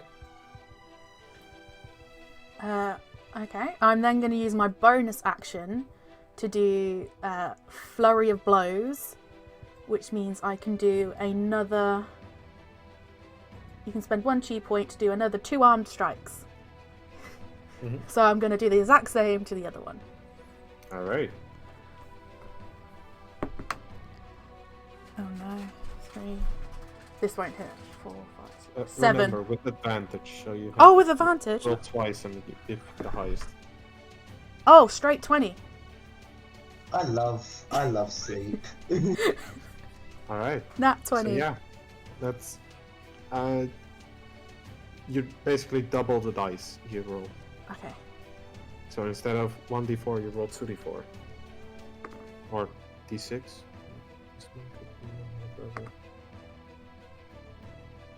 So the first attack is 9. Mm-hmm. So you just bash its little head in as well. You also see it stop breathing calmly. Okay. And I'm gonna turn around and go, I think they're dead. And that'll be the end of my turn. All right. You can get your key back, by the way, because you didn't really use it. Oh, okay. Yeah, you only attack once, so that's fine. Alrighty. Next up is Alora.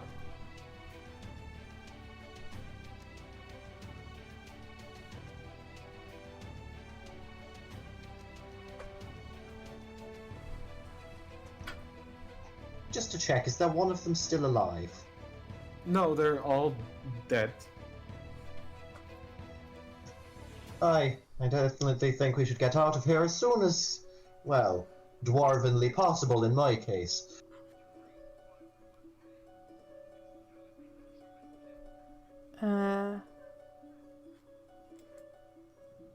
It's getting near evening. Not yet in evening, but it's getting close.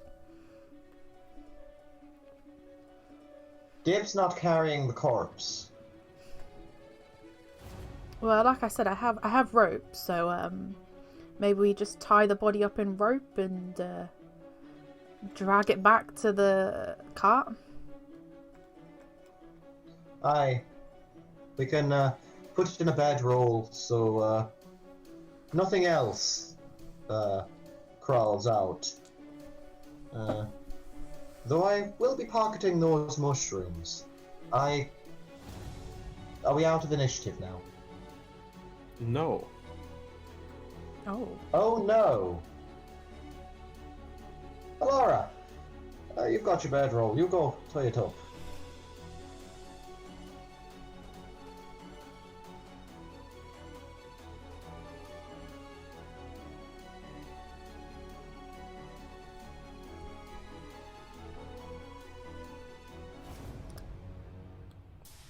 So, what do you do, Alora?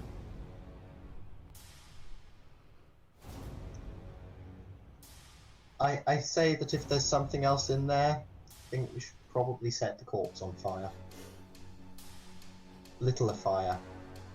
As a treat. Alright. You step towards the body, and you begin, like... I assume you roll it up in the bedroll first, and then tie it up? Alright. So you start rolling it into the bedroll. And at that point, your turn ends. And both the little creatures, their head just pops back, like it's been dented in and it just pops back.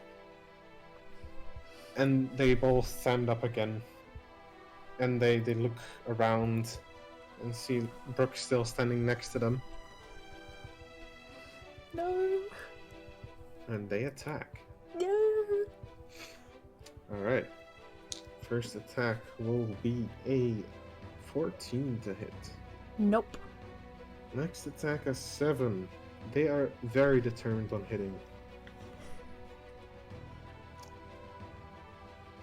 They look very frustrated at how much they're missing. Alright, Banksy. Alright, alright. So maybe they aren't dead.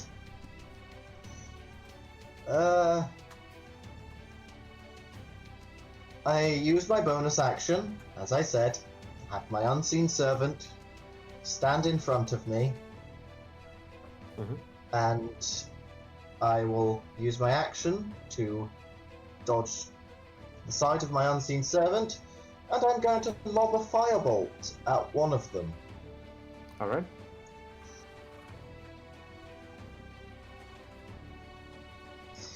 Does a 17 hit them? Definitely does.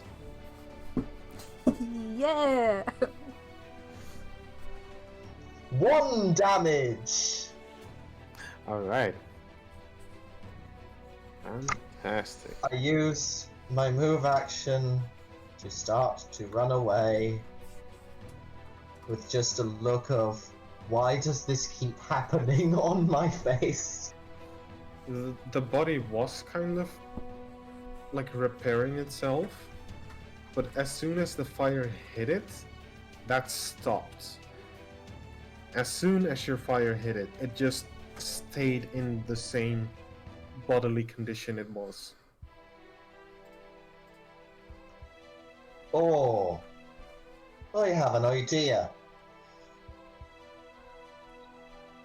Brook, Alora, if you've got anything that can light them a fire, now's the time to use it. They seem to be plant creatures, so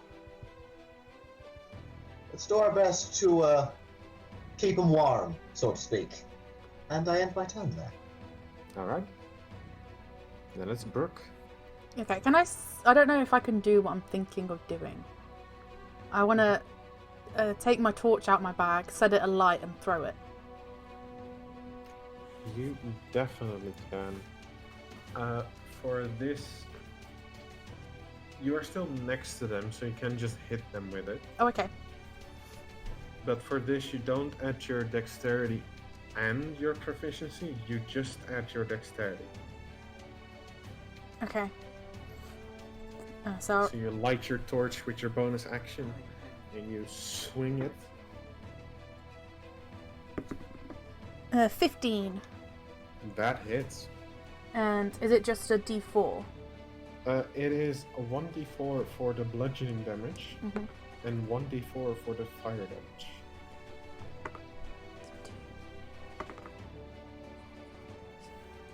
$10. Alright. You hit this little creature. Do you hit the same one that Banksy just hit, or do you hit another one? I'm gonna hit the other one. Alright. You hit this little creature, and you also see like the wounds slowly close. But as soon as you hit it, it just sets a blaze, and it starts like little screeches are coming out, like air escaping. And you see it like crimple up, and it just disappears into nothingness. Yeah, we got one. And yeah, I will end my turn there. All right. Then One it's up down, two to go. Then it's up to Alora.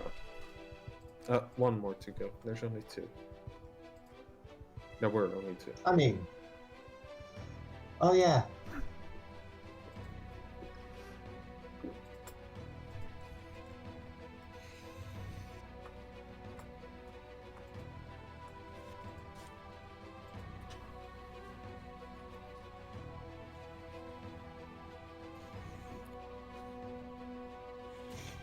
All right. Yeah, you close in. You swing your torch. So D20 plus dexterity.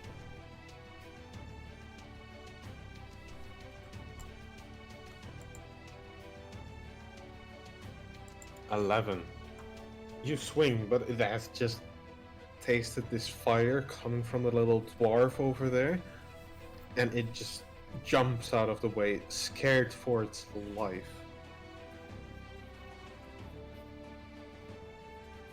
So that was your action and your bonus action and a little bit of your movement. You want to do anything else?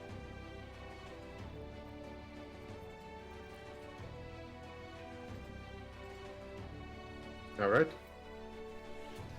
And then it's a little creature.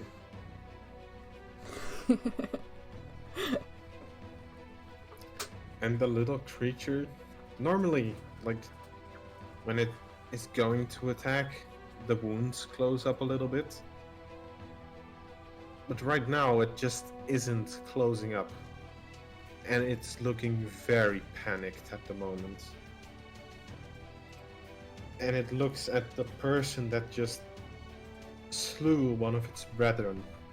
And it just flails at it like its last hope. And that will be a 21 to hit. Yeah, that'll hit. With 6 damage. Okie dokie. So it does a decent scratch in this flailing. But it's... yeah. It isn't enough to bring you down. No. Alright, Banksy. Well, I order my Unseen Servant with my bonus action to continue Operation Human Shield, and then I'm going to pop another cinnamon candy and throw another firebolt. Alright. Natural 20. Very nice. That's 2d10 for this little creature. 16 fire damage. Damn. Alright. It has just dodged a torch, and at that, it scratches once, and at that moment, just a firebolt comes into the side of the head, just smashes it down to the ground, and you see the whole body burn up.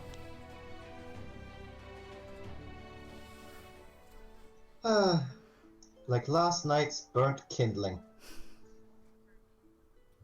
Now we're out of I think initiative. that'd be more than a meal. Right, Gan. I mean, I suggest might be we worth get that taking body a tied look up, at. and we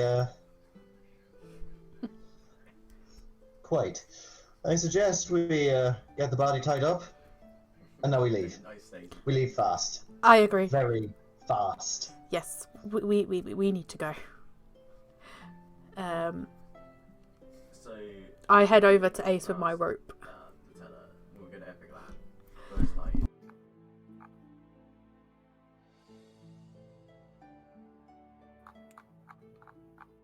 Alright, you start tying up this dead body just in a bedroll, tying it as closely as possible. Day night. And do you then just like grab it at the bedroll and drag it, or do you have like a bit of rope running from it where you drag it from? Yeah, I'm gonna hold the rope and drag it. All right. And I assume you go back to your cart. Yes. All right. So you start heading back. You just follow the path, and after a good 2 hours of trekking through the forest again, you now know the way which you're going, so you're going a little bit faster. You see back your cart.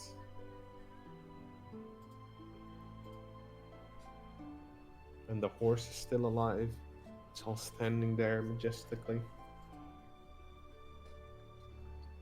Well, I think the moral of that story, ladies and gentlemen, Well, don't trust mushrooms.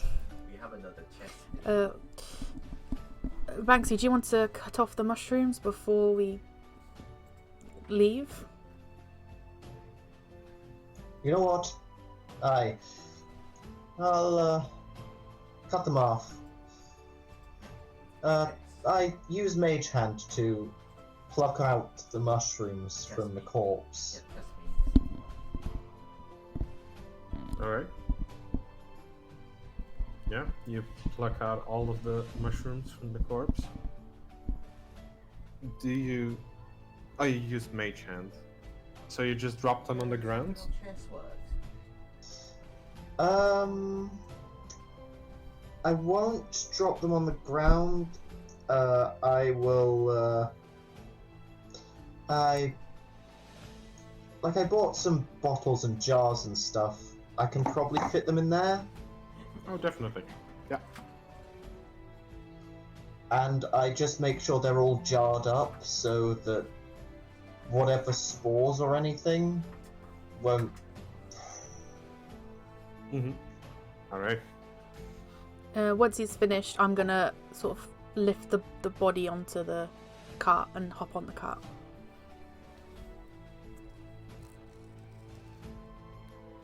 Alrighty.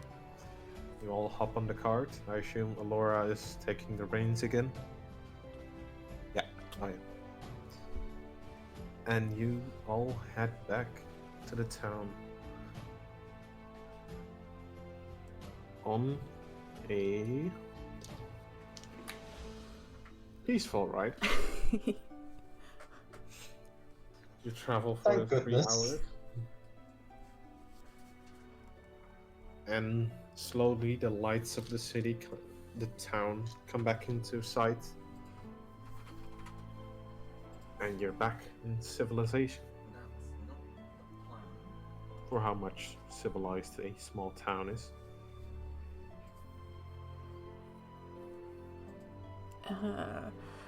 Laura, I suggest we ride straight to the boss's house.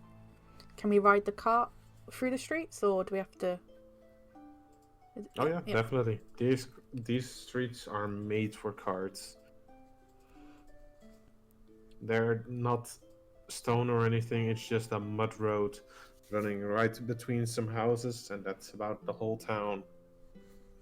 Yeah, so I suggest to Alora, let's ride straight up to the boss's house and knock on the door and just hand him the body. Well, hand is a bit of a strong word.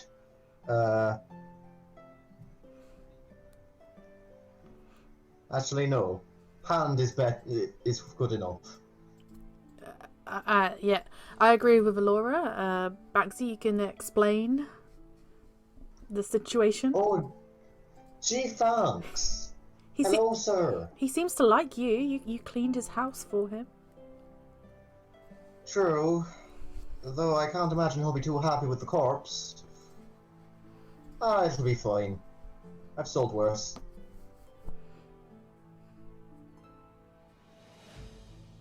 Alright, you ride up to the little house. I assume you just knock on the door, like drag the body over, knock on the door. Hello, we're here to deliver body. Same as before. Yeah. Mage hand to knock on the door. All right. And again, you hear some things clattering around, like he still hasn't cleaned. And he comes towards the door, and he opens it. Oh, you again. What is it?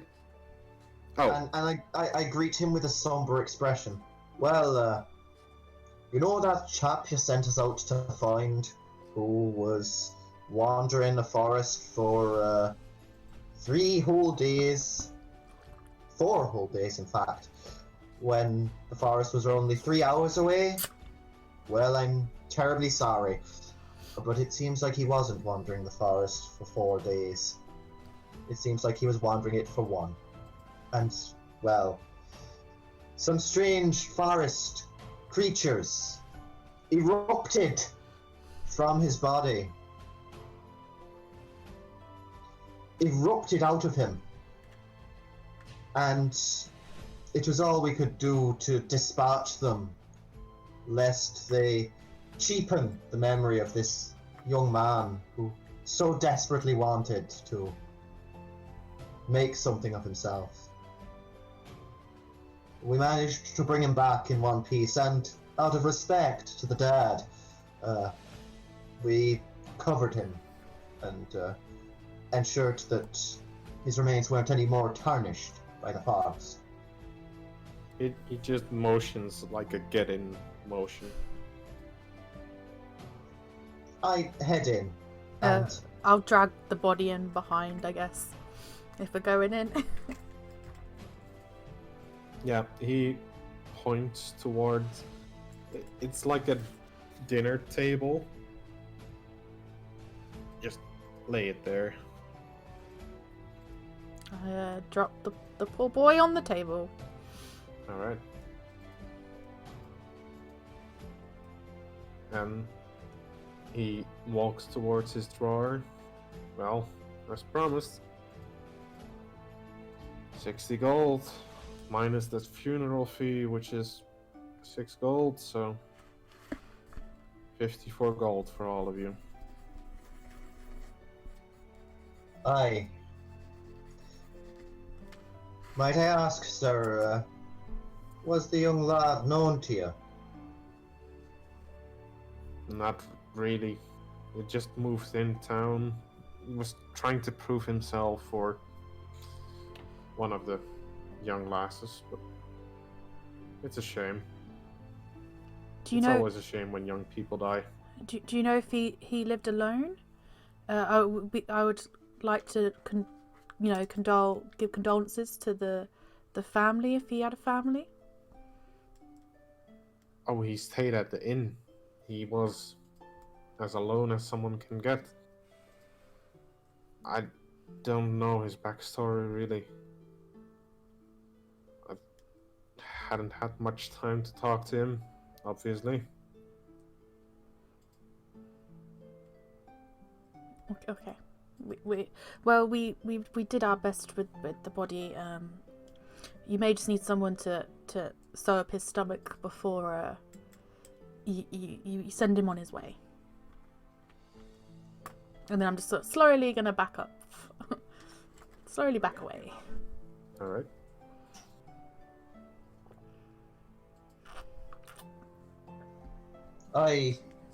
We did our darndest, and to inform us of the service, we shall pay our respects there as well. And you see that Banksy's, like, he's not got his usual swagger about him. He's just calm and somber. He's not even pushing for more money. It's a shame when the young are taken in the bloom of youth.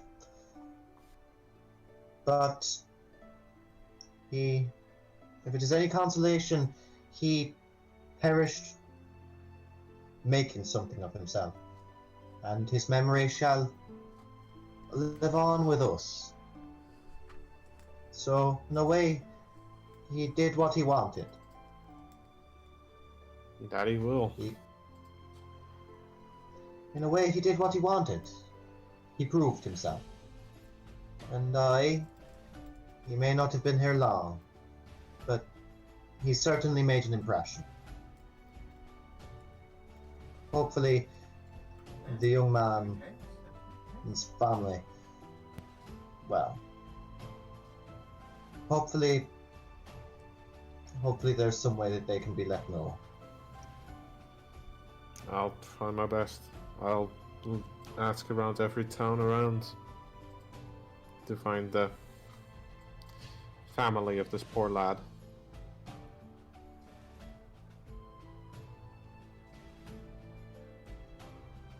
I am sorry that you couldn't bring him back alive. I would rather have done so. But if there is any other task you need us doing, we'll be staying at the inn also. So you know where to find us. Yeah, I'll come visit you in a few days when I've arranged all of this.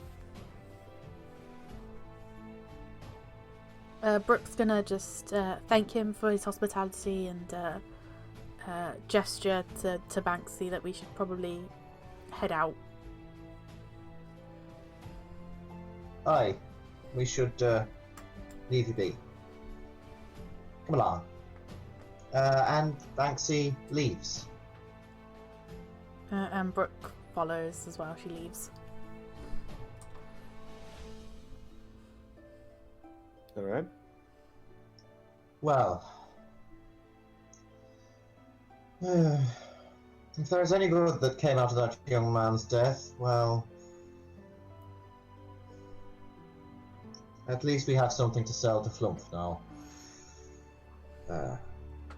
Though a handful of mushrooms is hardly worth a young man's life.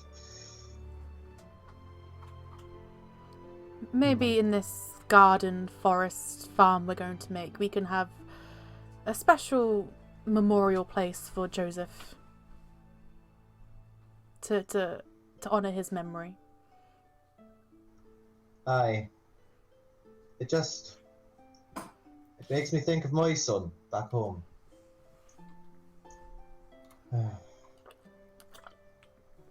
How old would he be now? Oh, 30 odd. Oh, he's a grown man. Oh, I'm nearing my second century, so... Oh, young 30 odd would be, what, in his 50s? Oh. Makes me feel old. Aye. You were a young warrior, that lad. Had an accident with his wild magic when he were a young'un. But, aye. It makes me think of home. And all I left behind. Come. Let's get these mushrooms sold. And let's get a good night's sleep.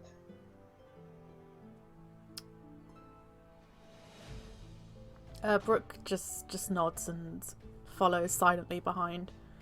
After that story, seeing as like she doesn't know family.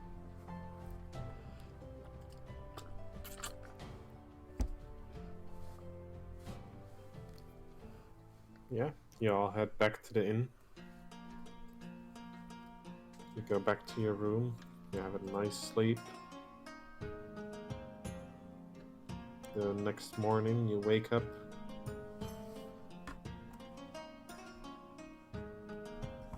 The inn isn't that busy anymore. There's no longer a performer there or anything. It's just like your typical drunk guy in the corner. And then a few travelers here and there, but it's not too busy. Upon seeing that there is no performer, Banksy will just say, "Oh, thank heavens for small mercies." And he'll shut his spellbook and walk downstairs. Brook would have done her usual, so she'd have woken up pretty early and gone for a swim in the river, and then headed back into the tavern for some breakfast. And she'll sit wherever Banksy is. So yes, I'm just gonna have my book open, the quill, writing, and as you get there, I just wave. Ah, Brook. You finished with your morning ablutions, I see. Oh, it's been so long. We've travelled for so many days. I've missed the feel of the water on my skin and swimming with the fishes. You know, it's been a good break. But as soon as Alora comes, we can head off to sell those mushrooms, and maybe we'll have enough money to buy that little farm or plot of land. Maybe. Aye, Quick, we can but hope. quick out of question, character question. Who has that? Who has the acorn? Or where is the acorn? I think I have it. Okay. We left it on the cart, I Yeah. believe. Okay. Last you left it was on the card. But we had it wrapped in Banksy Blaine Bigtown's bedroll. Mhm. And that's some hell of an alliteration there. But yeah, my bedroll was wrapped around it so it wouldn't, die of plant coldness. I can do gardening. Okay, I just wanted to check where it was. Alright.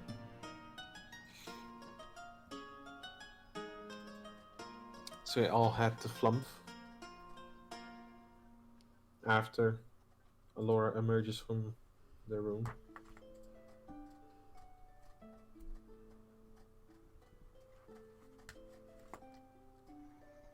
With less of a swing in my step than usual, I open the door. Ah, Flum, how are you doing, my friend? Hi, you're back. That I am, and with my lovely companions, no less. See, we went on a little trek to the forest yesterday.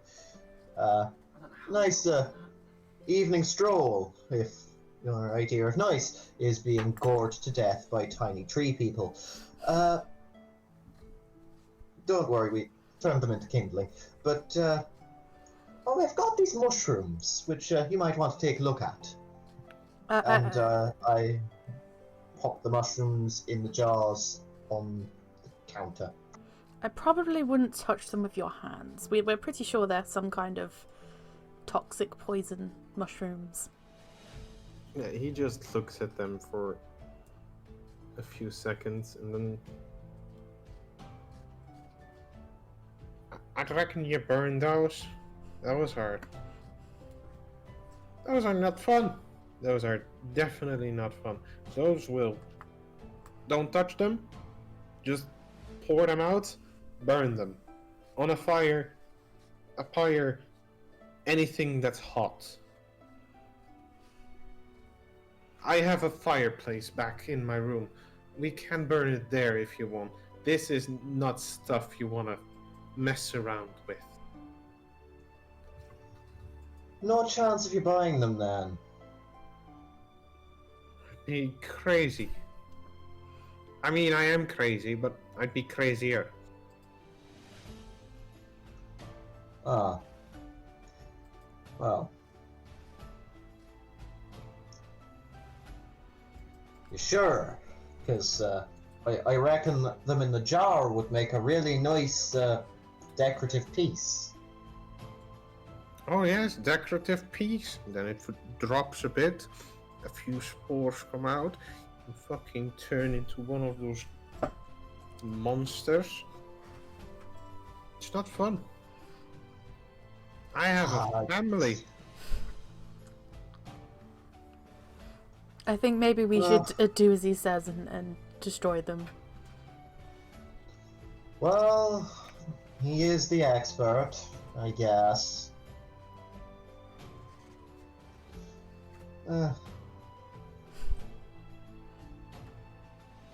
I'm with Alora. Succinctly put. I mean, there's a market for everything, though I feel like in some cases there shouldn't be. If you can have any ideas for job requests you have come up with, Flump, then be sure to give us a bell.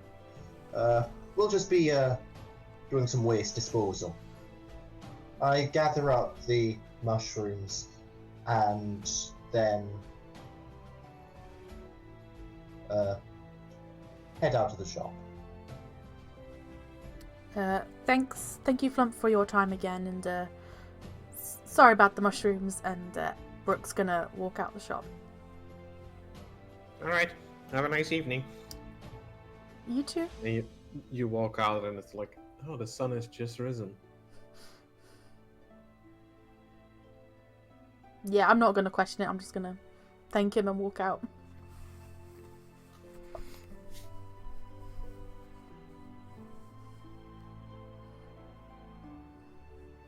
Well, if Flump is to be believed, these mushrooms are a deadly poison. And thus might actually be worth a pretty penny to the right person.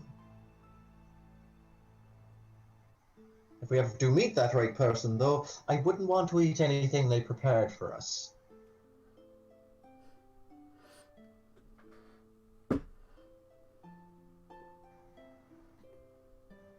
Well, I mean...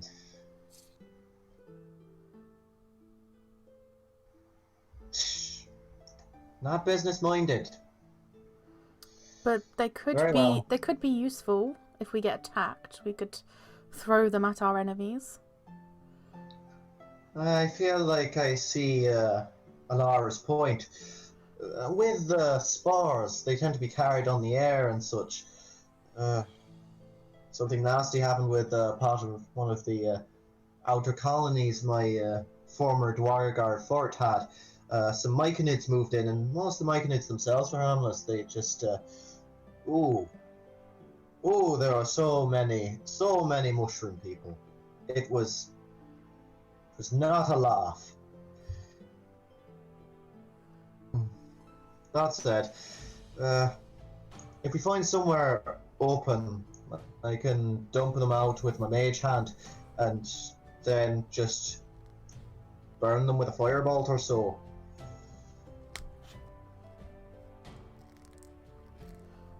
Okay, let's well, there's a forest just out town. We could just walk a little bit and stay away from the citizens as we do it.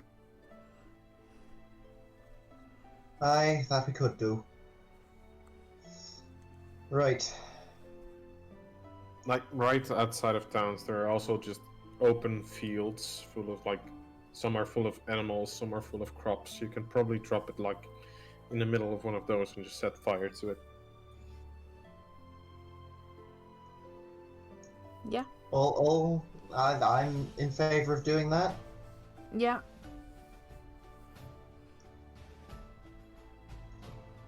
Even though, like, Banksy is a bit begrudgingly he does it and just empties out the... He empties out the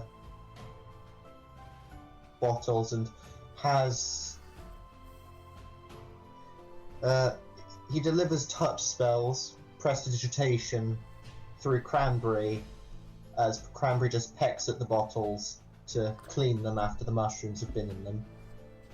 Banksy has learned from prior use, always clean your bottles. Yeah, nice. Clean your bottles. You have some clean bottles. And, yeah, firebolt the mushrooms. Alrighty. I'm standing a distance away from it, so don't get any spores. Yeah, firebolt from maximum range. This is 120 feet.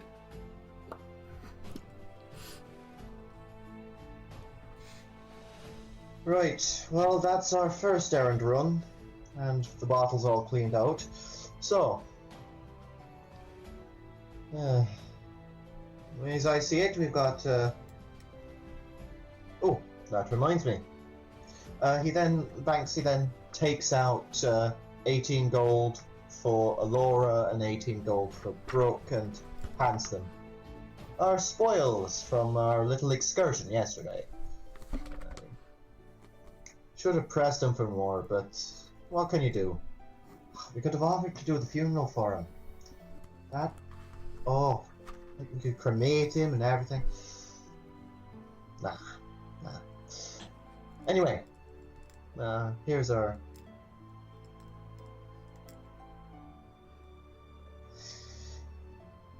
Aye. Someone did.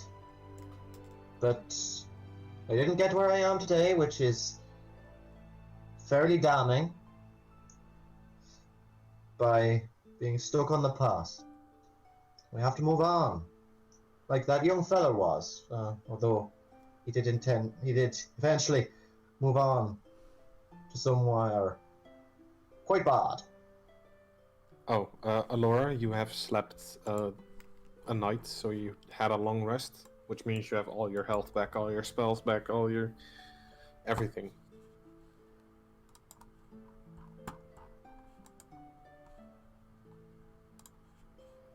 I'll change it in a minute, but yeah.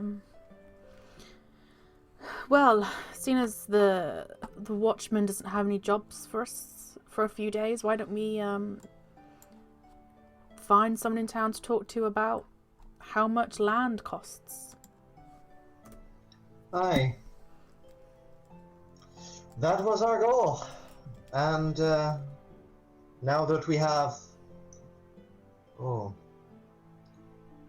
good amount of money, now that we have 100 gold at the very least, I think a good start would be the general store where we bought where we bought our supplies. After all, if quite though Bush Army would require a lot of fertilizer. That's a lot of product being sold. Might have an idea there, Alora. Right, so let's get a move on then. So where do you go to inform about someone potentially selling land? I think we're just gonna go to the store first, I think, aren't we? Just to see. Since it's a small town. I mean, from the description, like, it did seem like lots of farmers shopped there, so this guy's probably gonna know how much it costs. Or know someone selling something. Maybe. Exactly.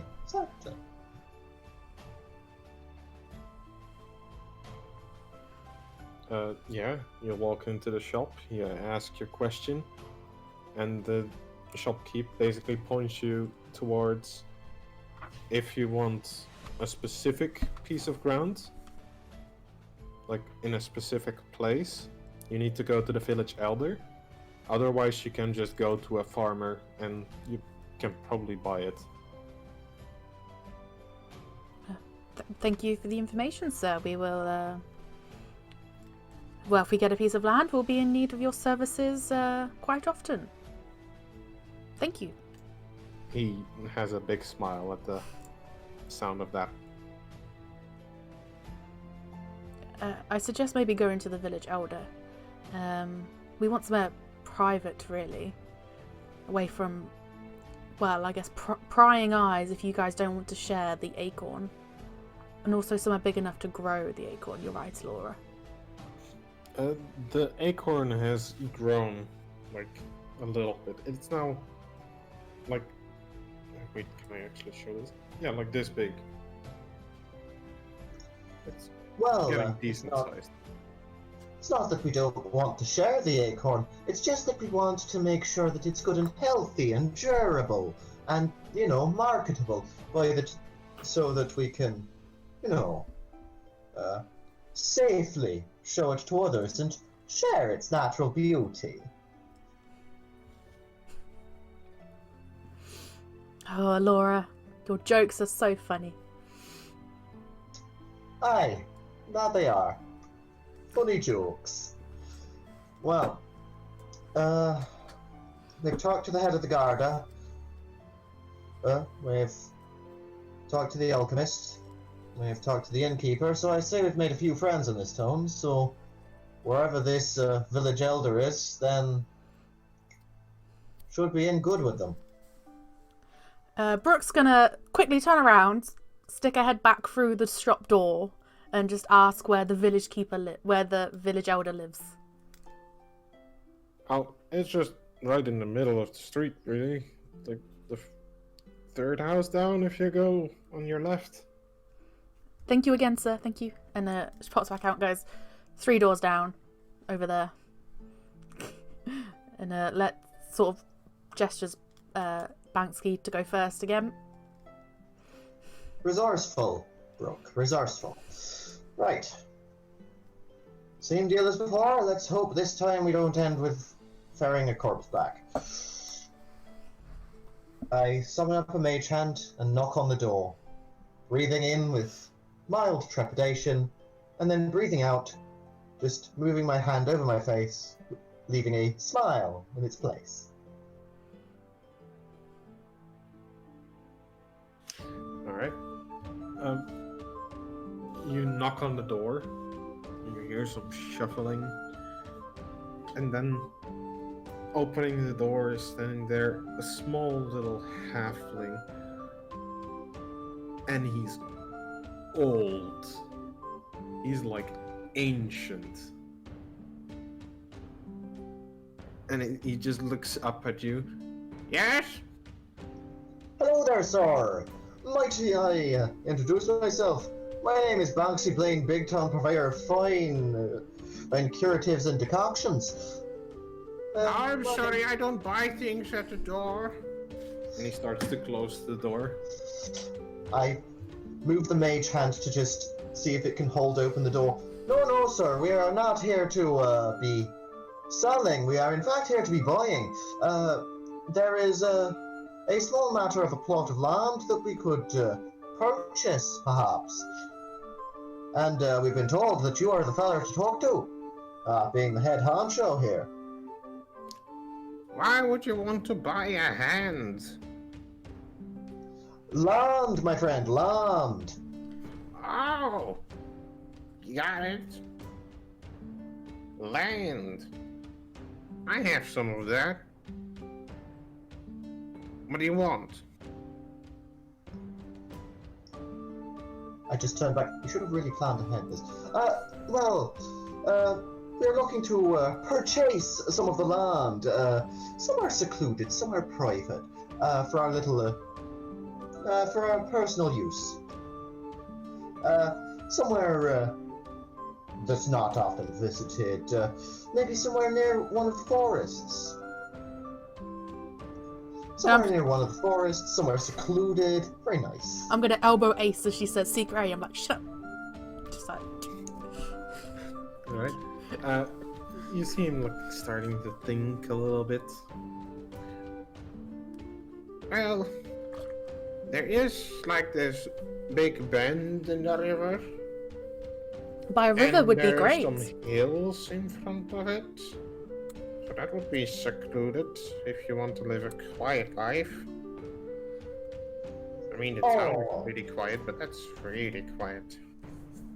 Oh, we enjoy the quiet life. As you can tell from my shy and demure demeanor, and my equally shy and demure companions.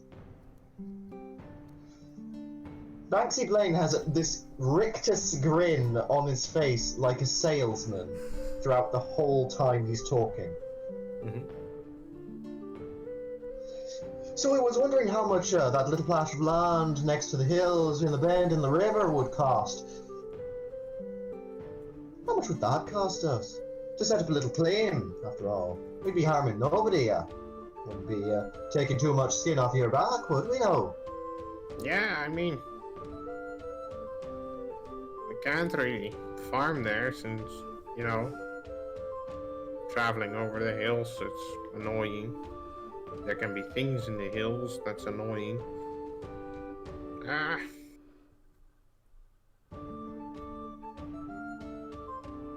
45 gold.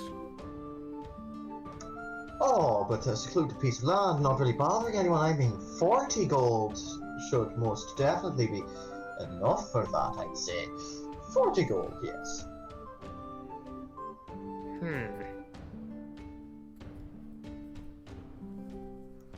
After all, we could even go as low as 30, but I wouldn't dream of giving you any less than 35. Alright, I'll take the 40. And he just sticks out his hand. I just look at the others. Come on, pony up. I hand over 15? Wait, is that enough? Alora?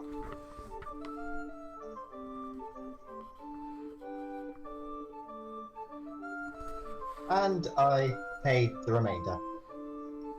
Alright. 10 gold for a day's work, not too bad. Why, thank you, sir. Now, is there a deed we receive for this, or do we just get to go there? Oh no, let me grab it. And he like walks inside with the little bit of money that he has now. He plops it down on a table, you see. And he just opens up this big, like... It's like a closet with multiple drawers. And he just opens one of the drawers, looks into it, closes it again, opens one drawer higher, searches through it, grabs a paper, closes it again, walks towards you. Oh, there you go. It's yours now. Excellent, thank you very much. We'll be heading off there in a little while. Thank you so much for your efforts, sir. Oh, you seem to be having a little trouble with your hearing, sir. Is it possible that you could desire a decoction that might assist in the lucubration of your ear canal? Why won't we want to dig a canal? We have a river. I more mean a potion that would help your hearing, sir. Oh. But I don't want an earring. Banksy, I don't think it's worth it. It's the principle of the thing, Brook. It's the principle. Sir, you appear to have a problem with your hearing, sir. Your ears, they appear to be blocked.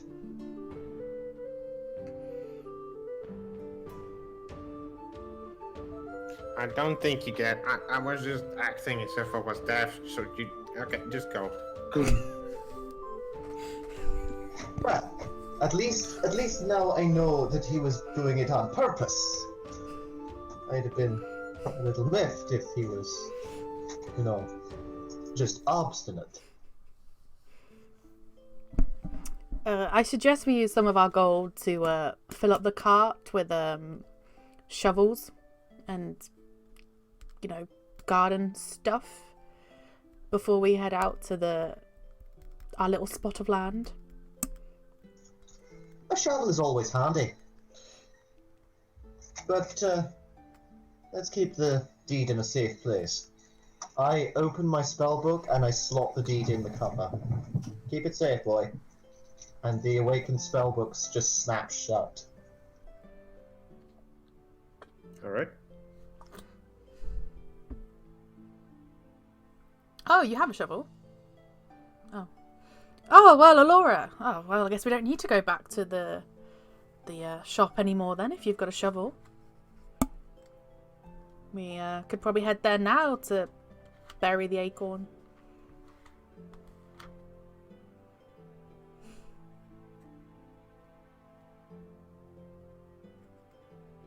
More Well, of a small tree at this point, but yeah, I don't close think enough. it's going to take 3 shovels to bury this thing.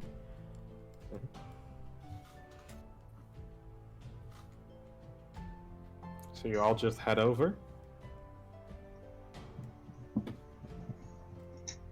Yeah, head over to Throughout the... the journey, I am extolling the virtues of my unseen servant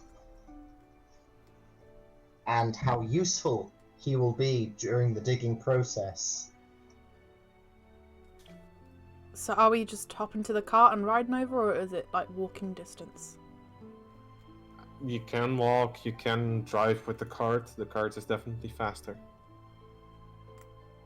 I suggest we head back to the cart, guys, and yeah, Alora, you can always drive, and we'll just get there quicker, get it done, get the acorn secure, and secure the area.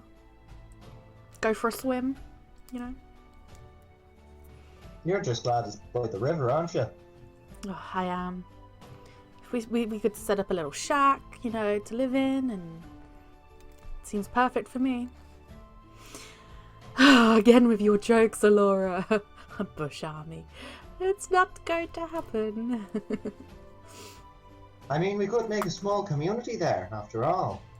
I am a dwarf. I do have a little bit of knowledge about storm coming, after all.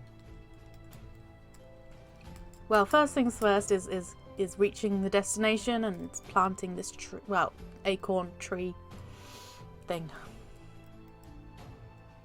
As Brook's saying, that's just going to lift up the blanket to have a look at the acorn, make sure it's still alive.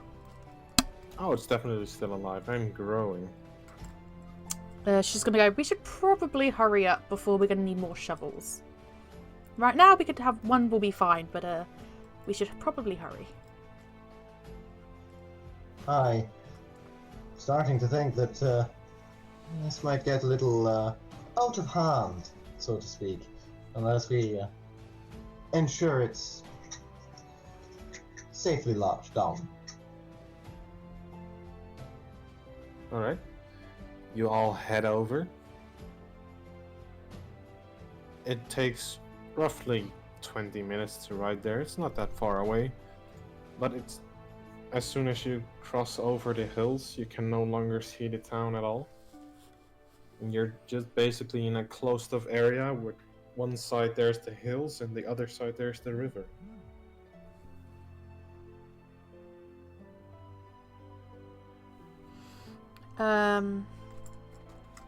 Brooke's gonna hop out and she's gonna see if she can determine the best area to plant the acorn, like with the most space and light and things like that.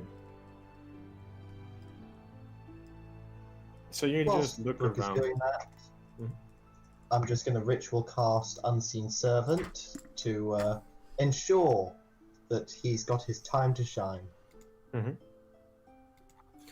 You just look around for a little bit, and you see, like, we probably shouldn't put it too close to the water, because then the roots will grow in and that might rot the roots. But we can put it, like, a bit towards the water, so you have a pretty wide area in which you can plant it.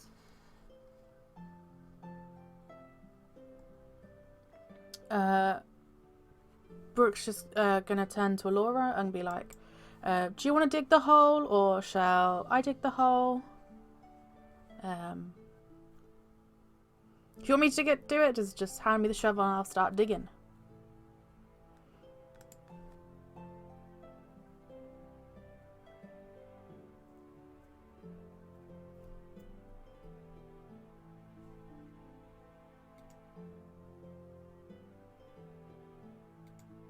All right.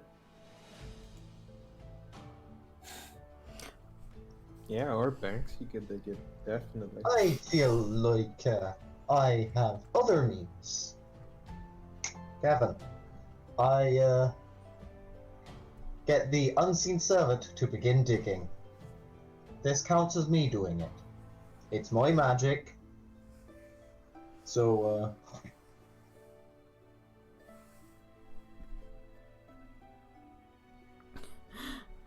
So if the unseen servant's gonna dig it, Yeah. You Brooks. see just a invisible thing suddenly lifts up the shovel and it starts digging away. Yeah. Brooks just we've gonna got him go. for an hour before I have to recast. So, sit back. Yeah, if we're gonna take a break, I'm gonna go for a swim in our river that we own. And yeah, she's just gonna jump in and go for a swim while she waits.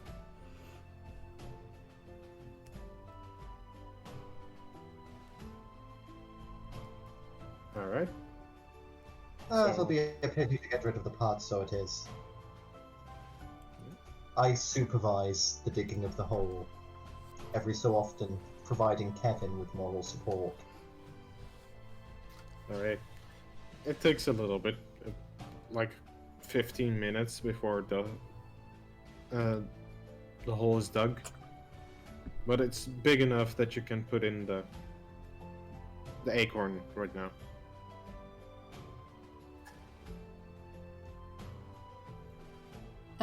Brooke's gonna hop out the water when she sees it's nearly ready and starts to lift the acorn out of the pot and place it in the ground and sort of be like, Banksy, you know, the unseen servant can cover it up, can he? Oh, he sure can. I'm sure he can. Kevin. And I get Kevin, the unseen servant, to just, with the shovel, flatten the soil a bit and fill in the gaps. All right. As the little unseen servant does this, it then steps away, and you see the ground moving a little bit, and then you suddenly see the tree just shoot up to at least eye height with Brook.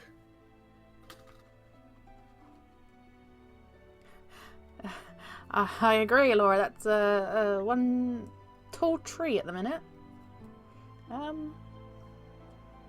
Well, I had wanted some shade. It's awfully bright today. How tall am I? I'm like a tall human size. I don't know. Like a bit taller than a human, I think. So, like 2 meters, Yeah. something like that. I never really decided, but yeah, I'm a bit taller than a human.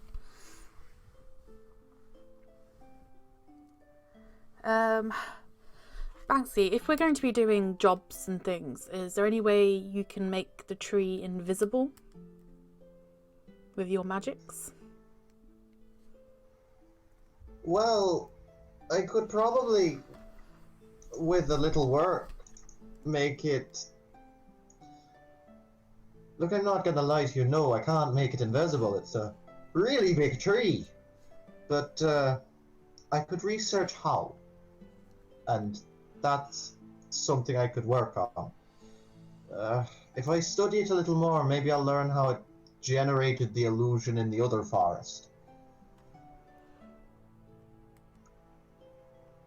But for the time being, I think we can rely on the hills and the river to protect us and shield our green and pleasant treasure. I suggest maybe we camp here tonight just to be on the safe side. Hey, perhaps if the tree grows big enough, we could build a house in it. That actually sounds pretty cool. Not all my ideas are terrible. That does sound No, most of them. quite a nice idea. An actual home to call our own would be nice. But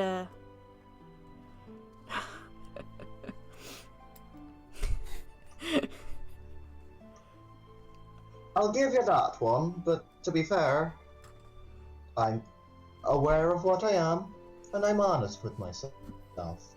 Just not with my customers.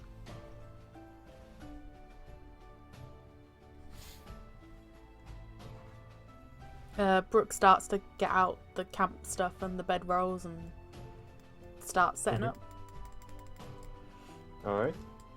You all set up for the night. You eat one of your rations, so subtract that.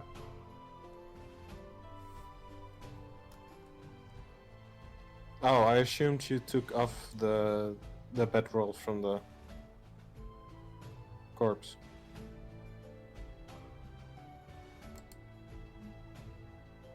If we did take off the bedroll from the corpse, I cast Prestidigitation on it to rid it of corpse smell and also corpse mulch. Very fair.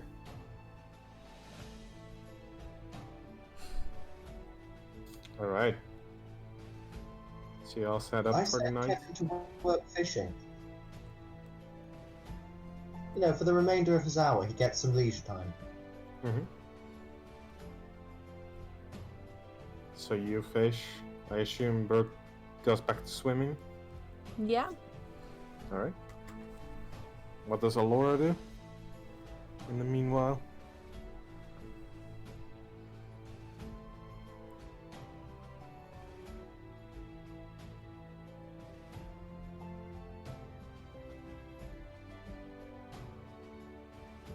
Alright.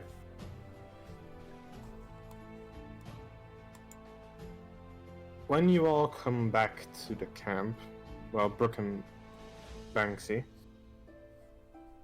you look at the tree again because you haven't really been paying attention to it. You've been fishing, you've been swimming, you know, doing your own thing.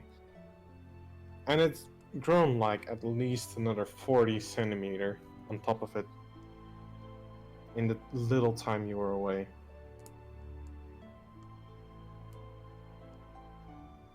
Banksy looks up at it. Oh boy. And then he just looks at Brook.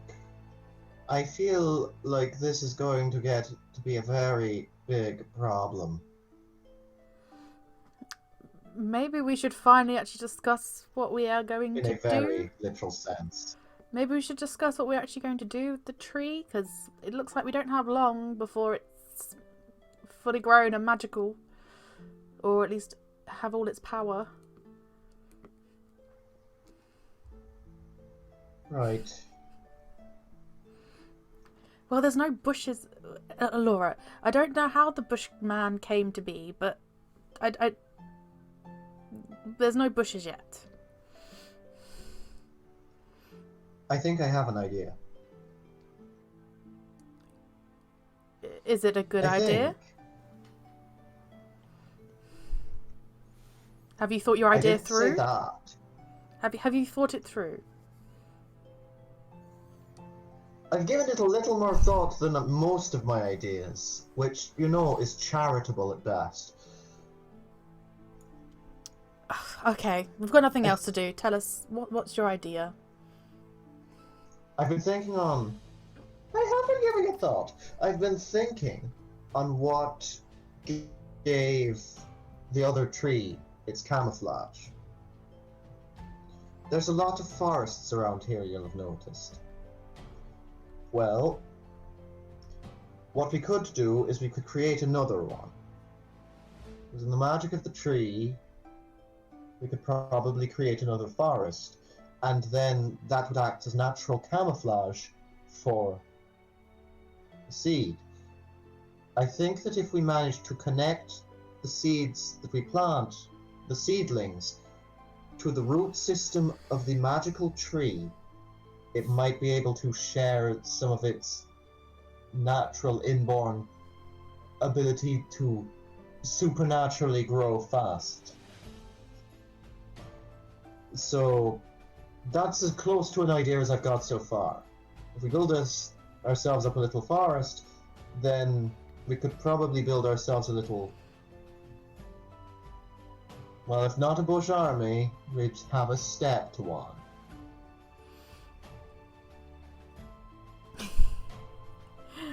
So, you're saying we need to go and buy seeds and come back and they'll be grown?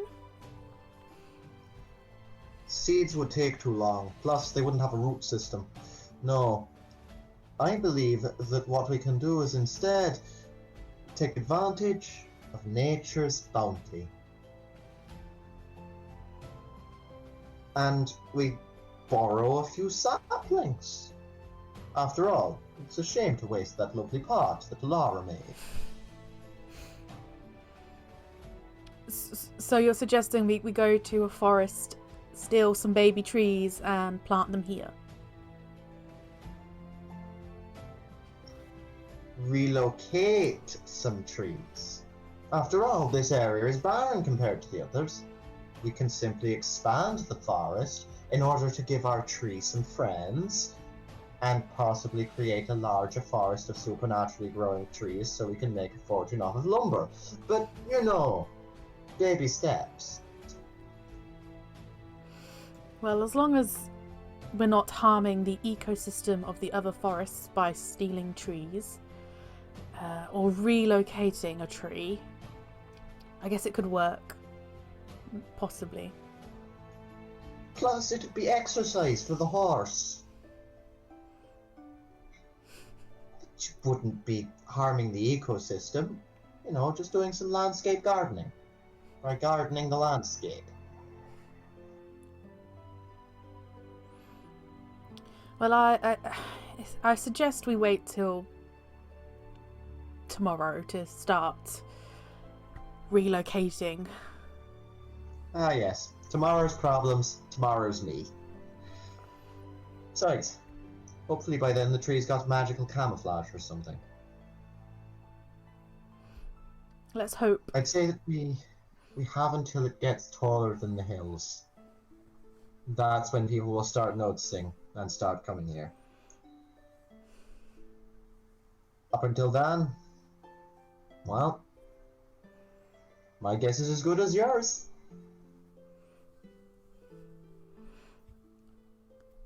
Well, I suggest we all just get some sleep and, like you said, tomorrow's problems. It is true, our land is private property. We may have to put up a couple of signs at some point. Or a fence. But, yeah, you're right. They're tomorrow's problems.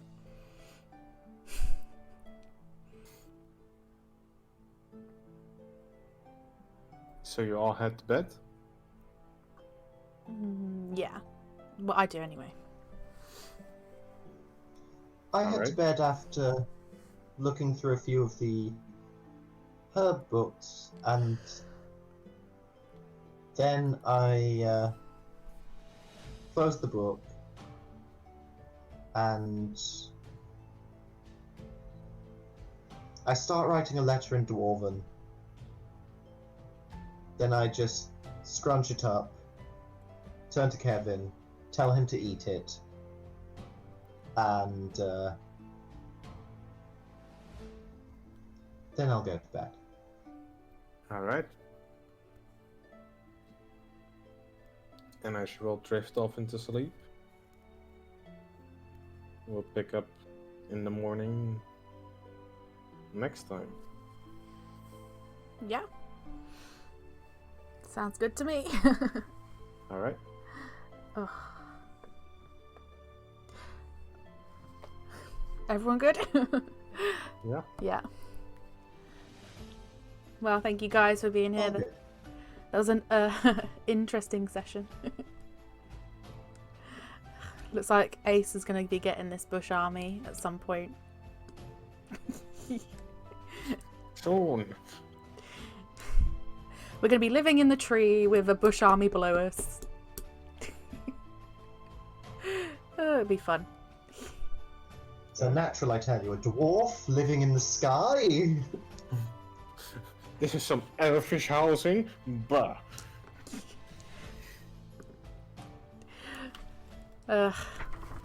So, I know Ace is gone, but Ace is alright for us to now do weekly if you guys wanted to do weekly. I don't know if we agreed it. Yeah, we did. Okay. So, Weekly. if there's no timing issues next week, we can start at the normal time of 6. Because I know it's got quite late now.